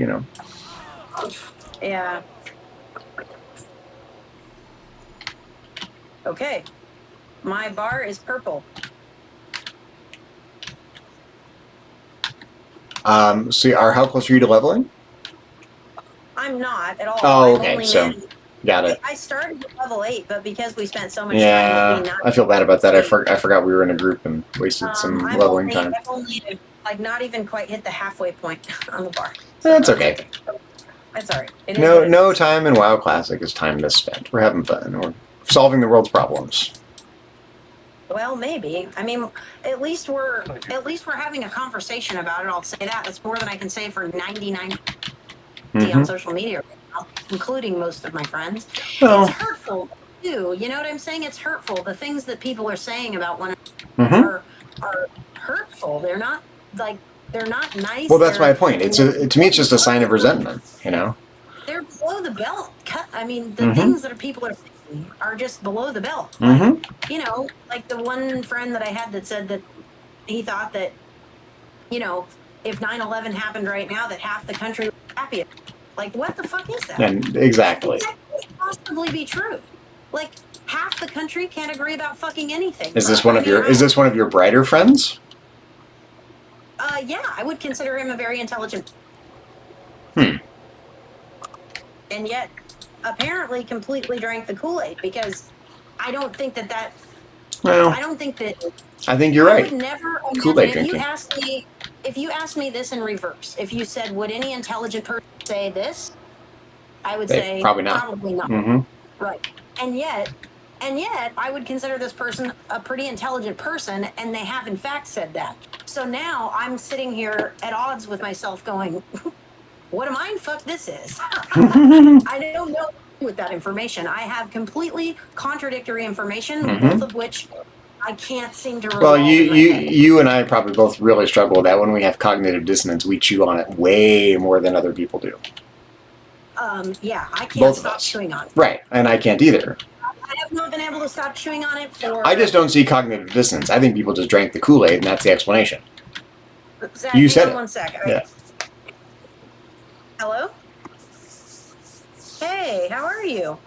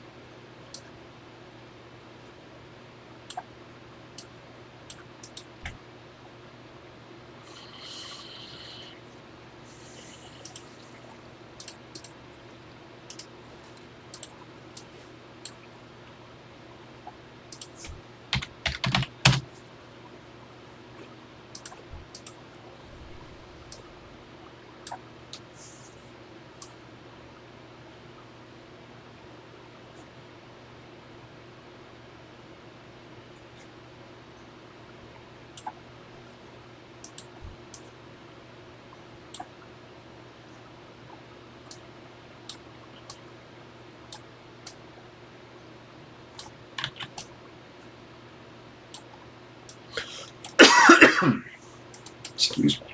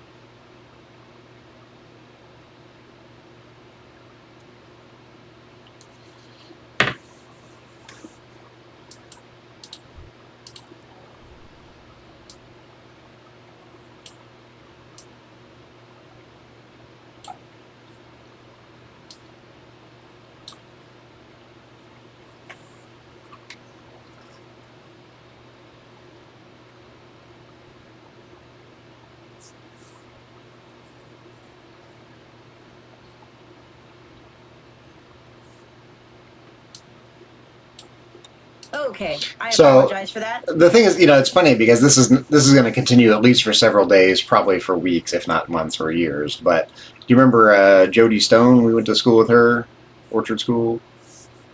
Remember her? Jody Stone. Jody Stone Rossini is her. Remember her? No, not really. Okay, well, I would just happen to be sitting here on Facebook while you were, on the phone, and here's a post from her. Hot take of the day: Charlie Kirk did not deserve to get gunned down for expressing his political opinions. Full stop. Also, Charlie Kirk was a vile human who made hundreds of thousands of dollars spewing racism, misogyny, hate, and division. Here are just a couple examples of the things he's been quoted as saying. Also, let's not forget he himself was quoted saying that a few deaths were the prudent price of the Second Amendment. What a tragic sentiment. If you call yourself a Christian, continue to hold him up as a martyr and can't share the same outrage when Democratic lawmakers are gunned down in their own homes, all in the name of politics. Perhaps you should examine what God you worship. Right. Yeah. Well, I mean, I understand. I agree with that. No, well, I mean, you can argue with that is the thing, and many people are. Oh, you there? You cut out. Oh, sorry about that. No, I'm here. Can you hear me now? Yeah, now I think you cut out mid-sentence. Yeah. I mean, the political figure that was Charlie Kirk and his sentiments, in my opinion, are, if he wasn't dead right now and I didn't feel sorry for his family, I would just call him a puke sack because he might have been a nice family guy otherwise. I have no idea. He probably was, right? I don't know. He probably was. I'm quite sure he did love his family, right? Like, I mean, I'm sure he was a wonderful family guy. But he did say that, a few deaths were, a small price to pay. And yeah. And, I'm sure that, I don't know. But am I horrified that somebody shot him for just saying what he thinks? Yeah. I mean, for instance, someone could walk in my house right now and shoot me because I disagree with Charlie Kirk's opinions and what I think that was wrong. Well, I think everyone, there's a difference between thinking it's wrong and being pearl clutching about it. Right. They want pearl clutching, and we're content to think that it's wrong. I do think that it's wrong, and right. I am horrified, and I feel terrible for the people that loved him and are going to miss him. I don't know if I'm even horrified. It's just, it sucks. But assassinations aren't exactly a new phenomenon. It's kids are going to grow up without a dad. Yeah, and all that that. sucks. Yeah, it's sad. It is sad. Yes. And it would be sad because he's not a personal friend or enemy. Well, that's my point. I have no attachment to the guy, so I'm not moved. But. The only thing I could say is politically, I think he was a complete idiot. Politically, I think he did a lot of damage, and he's not a good guy in that way. Okay, that's just full stop in terms of policy-wise. But you're smart enough to be able to separate politics and private life, and who the guy is as an upstanding citizen versus his views versus you're nuanced. I mean, I guess all I know is that I don't agree. I think that the political world, careful, there's level 9 enemies back in here, so. I'm just going to get this one silver leaf thing. But yeah, politically speaking, I agree with the people was better off without him. I would say that. Do I think that, but that doesn't mean that I wish he was dead. Well, that's your point. Some of the claims that are being made don't follow logically from that, right? They don't. Why? I mean, I think that would be hugely unfair to me to categorize me as saying that I am glad he's dead, or that even further. Of course not. Yeah. No civilized person would think that. Yeah.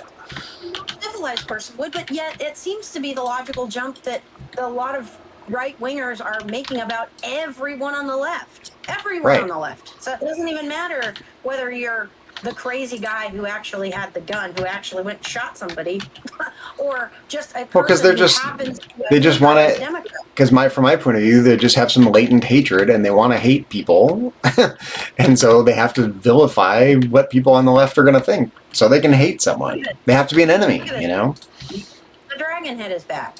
Yeah, why? I wonder. It's on the other side now. It was over here last time. I know. It used to be on this side. I know. Does it just change sides? I don't know. Well, but the other day when we looked, it wasn't on either side because I actually looked at both sides. Then what? I don't know. We need to understand why this dragon head keeps changing positions. Yeah. No, and then disappears entirely. I agree. We decipher this. Maybe Huh. we need to start making a chart, like a calendar of dragon pit. Yeah. When is it? Someone probably knows why it happens. Someone probably does. I don't know. Yeah, the whole thing is deeply disturbing to me. But not. It's hurtful. It is. Personally, that people would be so judgmental and hateful of one another, so as to lump everyone in, and I don't want to be the person who lumps all the right wingers into the category. No, there's a lot of sane religious people still. I mean, they're hiding out in Episcopal churches and whatnot. Right. And my mom, for instance, who probably voted for Donald Trump, almost certainly, I would think that there's no way that she would think that I would wish Charlie Kirk dead, or be happy that he is dead, or be happy that he was murdered, or any of those things. There's no way she would think that. But so, obviously there are right-wingers who wouldn't think that. And I still have right-wing page. They haven't unfriended me, and I would think that if they thought that I was a cold-hearted murderous bitch, then they probably would have unfriended me. Well, but there are exactly a lot of people doing just that. There's so many. I mean, there are several instances just today I've seen of people basically saying, "Thanks for helping me clear out my friends list. I don't need this shit anymore. I'm unfriending anyone who's got this view on it." I know. I have seen the same thing, and I'm not being unfriendly. So clearly, some of these people, must not think that I'm too far gone, so to speak. Yeah, I'm pretty charitable with not unfriending people I disagree with. Once in a while it's just like, wow, that's so negative. I don't need you, but not too often.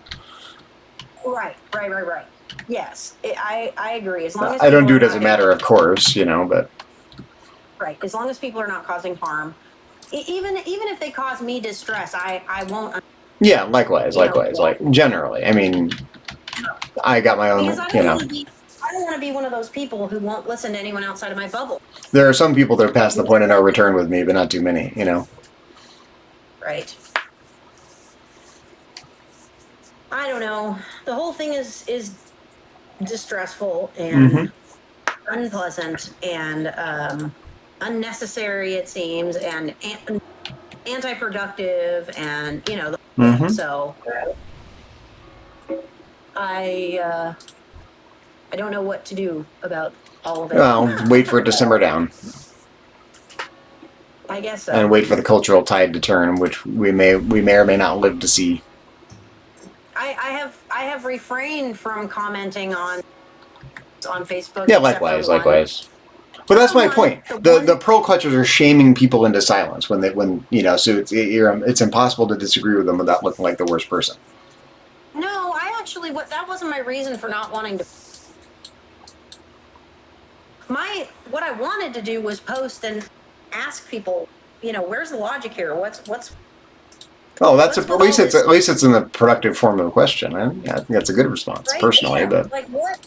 Yeah, exactly. That's what I want to do, but I feel like it's just going to turn into finger pointing hate. Well, you might have to be willing to lose a couple friends, and that sucks. But it's happened before. The only comment I did make was that on the one post where the guy said that he thought that happy would be happy. Oh, you're cutting out again. I don't know what's happening. Oh, sorry. Can you hear me now? I think so. The only post that I did make, and it wasn't me making the post, I just commented on. I commented that to the one who said that they thought that half the country would be happy if 9/11 happened now. Mm-hmm. I commented that I could not imagine that would ever be true. And I didn't see a reply. So apparently it was, I don't know. Either they thought that they didn't want to engage, or... One thing I think you and I do wisely, we don't comment on this shit as a matter of course. There are people out there that they have diarrhea of the mouth every time something comes up. You and I hold it for when it matters. If we comment on something, I do think, however subconsciously, people are more likely to listen because we're not out there, we're being judicious in our use of words. You know, Maybe. our lack of commentary has helped us keep our respectful standing. I guess, yeah. I mean, I agree. And that's the other thing is I don't want to be just another person posting about this, you know? Right, exactly. So, and we're talking about it here, of course, but we're friends, so we're talking about it. But, you know, I'm not out there responding to every comment on Facebook. I'm not doing diarrhea of the mouth about it, I don't think. I mean, maybe someone listening to this thinks I am. And hi, nice to see you, nice knowing you if you don't want to listen, whatever. but right. you know, on the whole, the people in our, not our small circle, but our expanded circle of friends and family members, you know, I think we've managed to keep our respectfulness about it. So if we do chime in, I don't think people are going to take it in the most negative possible light. I think people will take it, and they might still disagree, they might hate it, it might rub them the wrong way, but they're not going to stop respecting us, probably. Right. Well, yeah, I hope not. I don't know. I guess I also find that there's just maybe no point in asking the questions. I feel like it's just too far gone. Mm-hmm. You know, because if Well, my right. thing was I want to know why are people making these huge logical jumps? I want to point out for people because it seems to be clearly not obvious to a lot of people Mm-hmm. that, for instance, you know, just because one crazy guy who may or may not have been aligned with the left, I haven't actually heard one way or the other. I think he was raised in a Mormon family. I think that's what I have heard, but right, and that doesn't tell you anything. Yeah, I mean, just it doesn't tell you anything, and it doesn't matter anyway because clearly the guy was mentally disturbed. But I'm just saying that just because let's just as left can be, it doesn't mean that one crazy person who pulls the trigger speaks for all people on the left. Why are people making this huge jump? And the same thing goes with people on the other side. Like it's people are making these posts that group together everyone of their friends, everyone of their family. I mean, these posts are on social media. The only people who see these posts, generally speaking, are friends and family. Mm-hmm. So you're not even speaking to the fringe. You're speaking to the people that you respect and love enough to still have as a friend after the last 4 years. Yeah. Or whatever. I feel like I've given people a lot of leeway that way, but you know.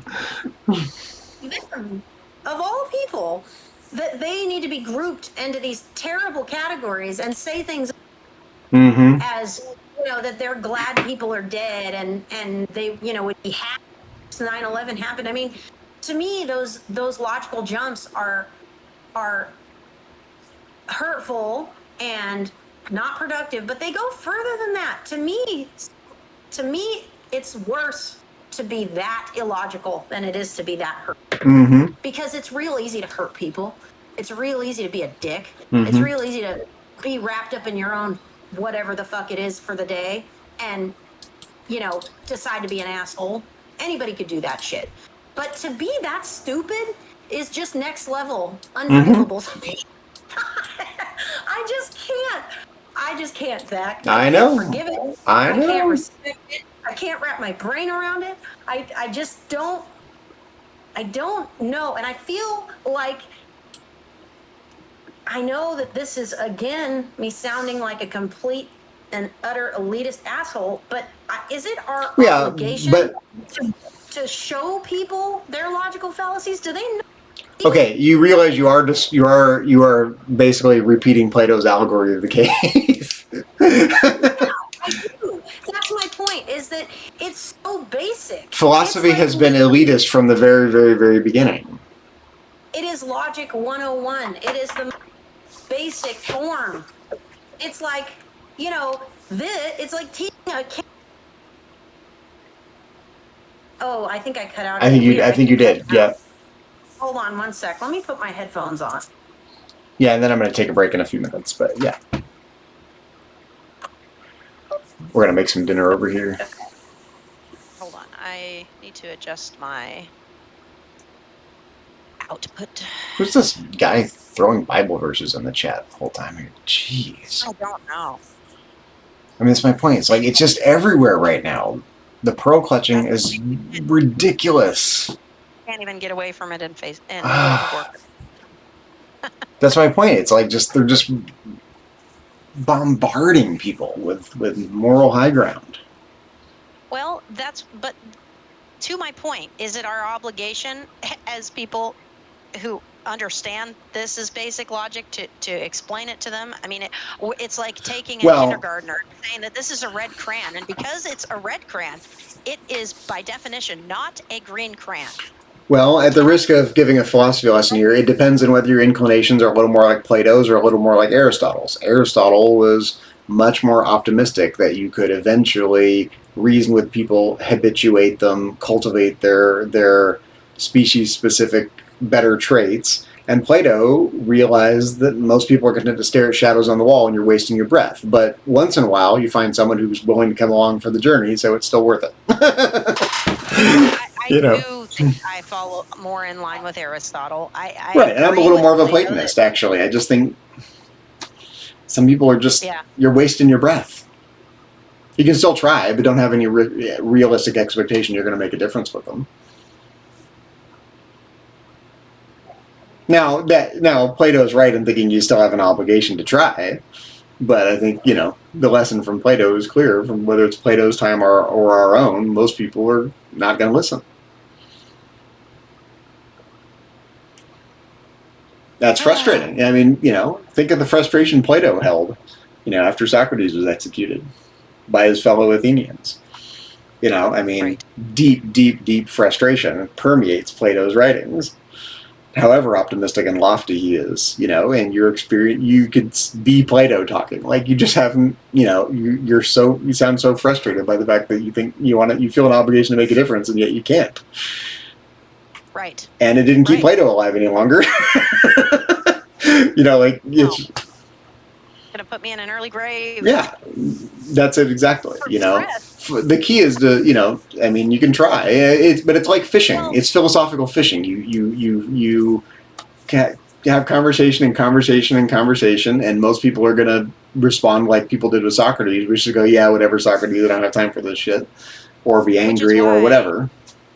Which is why I guess I wanted to put a question, maybe a Socratically phrased question, on Facebook to try to guide the masses into realizing their own logical errors. Well, try it. Yeah, but again, and 1 in 1,000 people might make a difference with. But that one is probably worth it. Any teacher worth their salt thinks that one student to make a difference with is worth it.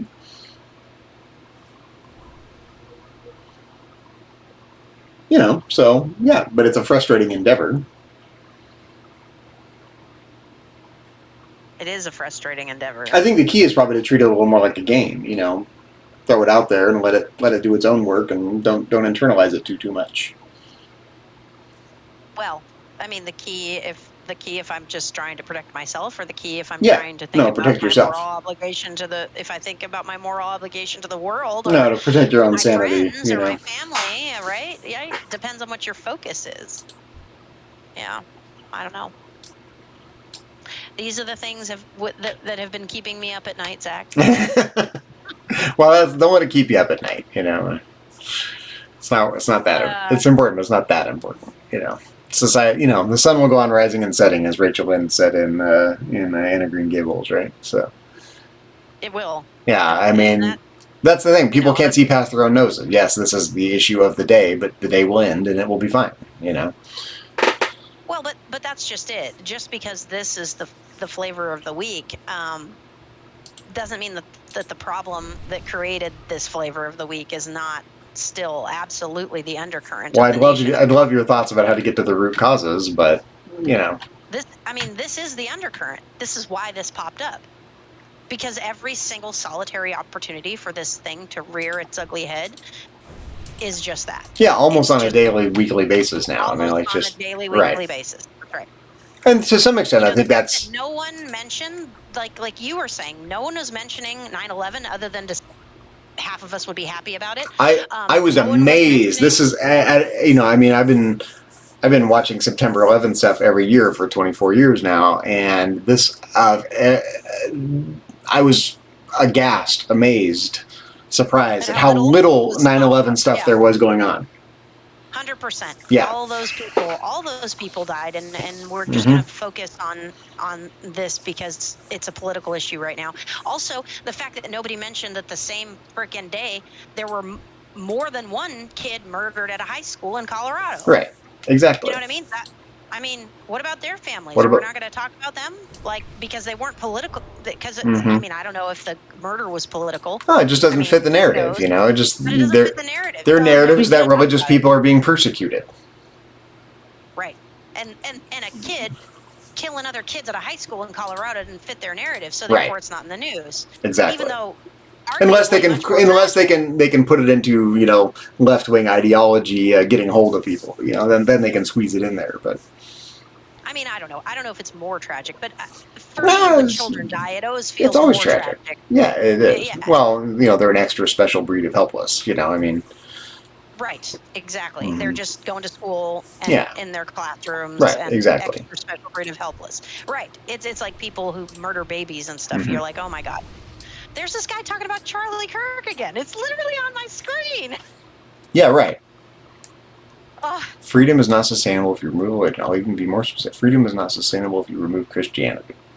Yeah, right. That's my point. They do not value the cosmopolitan world that people on the left value. They do not want it. They don't see it. They don't respect it. They want to Christianize the world.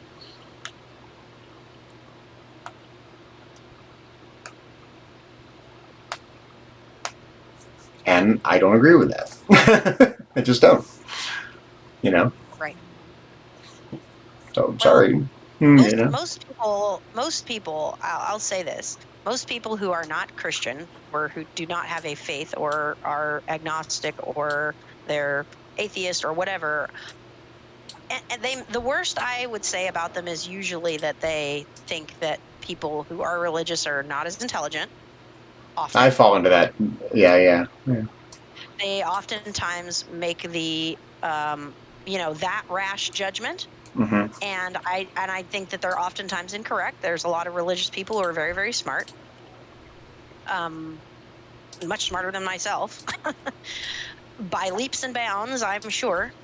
Yeah, the theologians of the world, but Sure, absolutely, and the professors. Those aren't the ones we're of, worried about here. The theologians of the world are not causing this problem.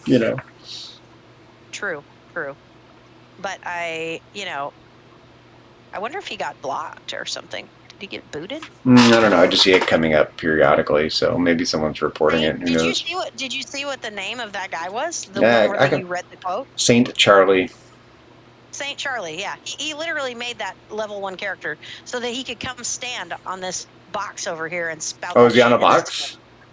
He was. He was a level 1 character standing on this box. He's literally on a soapbox. I love it. Okay. Yeah, he was literally on a box. Stump speech here. Okay. Oh, he's back. Saint Charlie is back. Wait, where is he? Right on the box. Wait, what box? Where are you looking? Right here. My camera was the other way. And he has made himself a guild called Turning Point USA. Oh Lord. We should definitely turn around and not face that guy. Yeah, let's come over here and just look the other way. No, I don't want to be seen with him, so to speak. There we go. We'll stand over on our own side of the street over here. On the other side of the street. I'm going to sit down. Wait, where are you? We're not in the guild. I'll go in the... No, I'm going to go in the inn. Okay, yeah. I'm going to take a break. We're going to make some dinner, so... Rested XP over here. Yeah. Yeah. It's... hopefully the world benefits from this conversation in some way. The 3 people that watch this on YouTube, hopefully they will benefit, so... Yeah, the 3 people watching. Don't want to get in your head too much, though. I'm gonna take the dog for a walk. That's what I get the sense you're letting the debate into your own mind too much. Well, for my own well-being, yes. Yes. Whether or not it's too much from other, ways of looking at it, maybe it's not enough. Well, I don't know. guess, you got to think of your different spheres of influence. You've got your immediate, small group, family and friends, and it kind of radiates outward in concentric circles from there. You're less likely to make a difference with someone you don't know very well who's posting shit on Facebook and whatever. You can try, but you don't know them well enough, and they don't know you well enough, or whatever. And then, it's just kind of which concentric circle are you working with, and what's the appropriate way of dealing with that person. And it doesn't take too many concentric circles for me to go, yeah, not my problem. I may know them, but not very well, and they're just a crazy person. So, Yeah, I'm gonna take a nice long walk. Try to get it out of my head for a minute. well, we're gonna make some dinner, so we'll be back for dungeon night here in an hour and 42 minutes, give or take. Oh, 7 o'clock. Okay. Okay, we'll see you in a little while. I can be on an alt, right? Are we doing time walking? I Is time haven't- walking even happening right now? I don't know, actually. I'm not sure. I haven't looked at all. So, and I'm not sure if Miranda's joining or not. She did last time. So, Okay. All right. Well, I'll see you at 7 anyway. Okay. I'm probably going to be on an alt because I've been doing too much on my main and yeah. great on it, and I need a break from it. I need to get on that old lady arcane mage. Mm-hmm. That sounds like fun. That sounds like fun. Does sound like fun. There could be a bunch of geriatric WoW characters running around. That sounds great. That's also, Julia. I know this is a difficult pill to swallow but for better or worse, we're creeping up on 50. Our ability to make a difference in the world with a world that's already being run by people younger than us is dwindling. You're just gonna have to be okay with it. Yeah, absolutely. It's their world now, and we did our bit for king and country when we were in our 20s and 30s and early 40s. It's not our world anymore. We're still living in it. We're still playing WoW in it. We're still having conversations, but it's not our world anymore. There's younger generations out there. It's their world now. Right. It's not our problem anymore.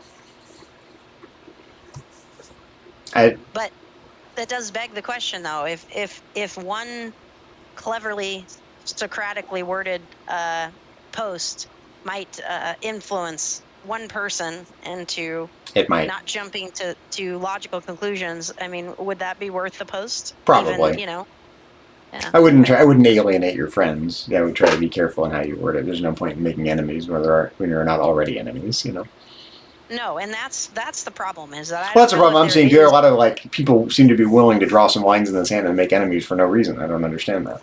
Right, and I don't want to do that. So but I've experienced that in my own life. I think people have drawn the line in the sand with me and made an enemy out of me when they didn't need to. But for better or worse, now we're enemies. But that's the point. Is I'm not sure that there is a way right now in this climate to cleverly word something, even if it's phrased as a question. Mm-hmm. That is just designed to point out because people will see the intention logical behind it. Yeah, so.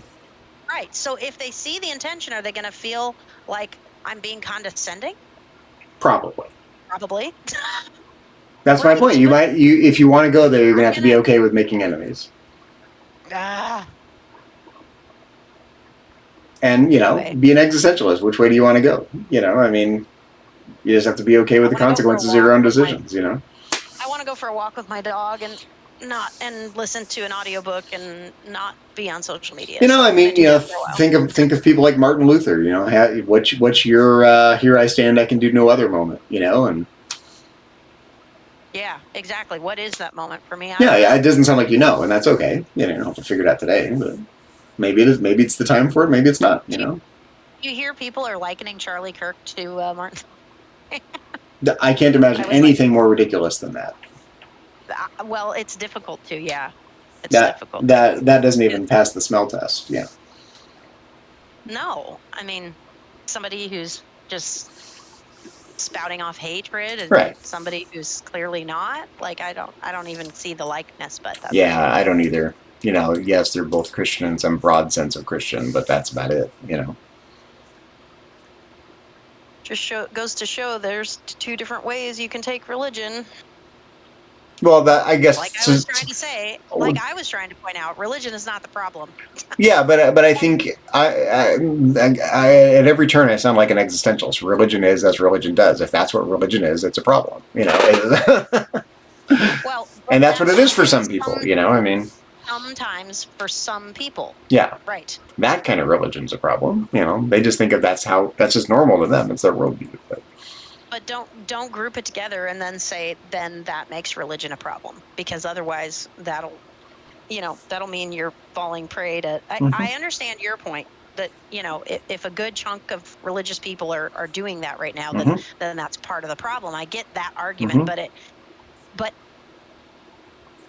that if you make statements like that, it's going to make all people who are religious feel like you're saying they're part of the Well, problem. in these more may or enlightened may not be. in these more enlightened times, we have made a distinction between religion in itself and religion as the Crusades. You know, those aren't the same thing. So you don't have to throw out the baby with the bathwater. But you know, people don't want to be. This is not the age of just kind of casual, meek and mild Christianity. This is Crusades Christianity. Yeah, maybe. Those are, again, these are the. I can't help but think of it in terms of the spirit of the times. That's just the zeitgeist. You know, you're thinking like it's 1993, and here we are in 2025, and it's the Crusades all over again. That's the spirit of the times, and there's a lot to fight against. You know. I wonder who is the audible narrator. Oh, he is. He's the author. So that's Stephen Hansen. Hassan, author. I think, maybe. Is it Hassan? I think so. Oh, yeah. That's an S. Sorry. I need better glasses. These are like a 4-year-old prescription, but and I'm reading on my laptop. He is the narrator of the audio book version, so maybe I'll give it a listen. I mean, I haven't read it or listened to it. I'm curious what you learned from it. Well, I mean, this is old though. This is from 2019, so I wonder. Yeah, maybe he was promoting a new book. Maybe they were just interviewing him because he written that book, and it was an election year. I really don't recall the context. So.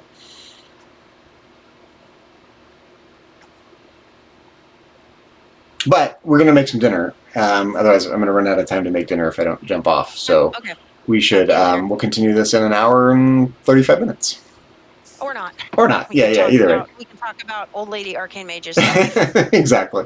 Okay. Anyone who's still watching us, surprisingly, after this conversation, thanks for watching. We'll be back in an hour and a half. Is there anyone watching? I don't know. Is anyone watching? I don't know. I haven't been paying attention. Oh, you couldn't see on your Streamlabs? It says there's one viewer, but it might be Susan, so I don't know. Oh.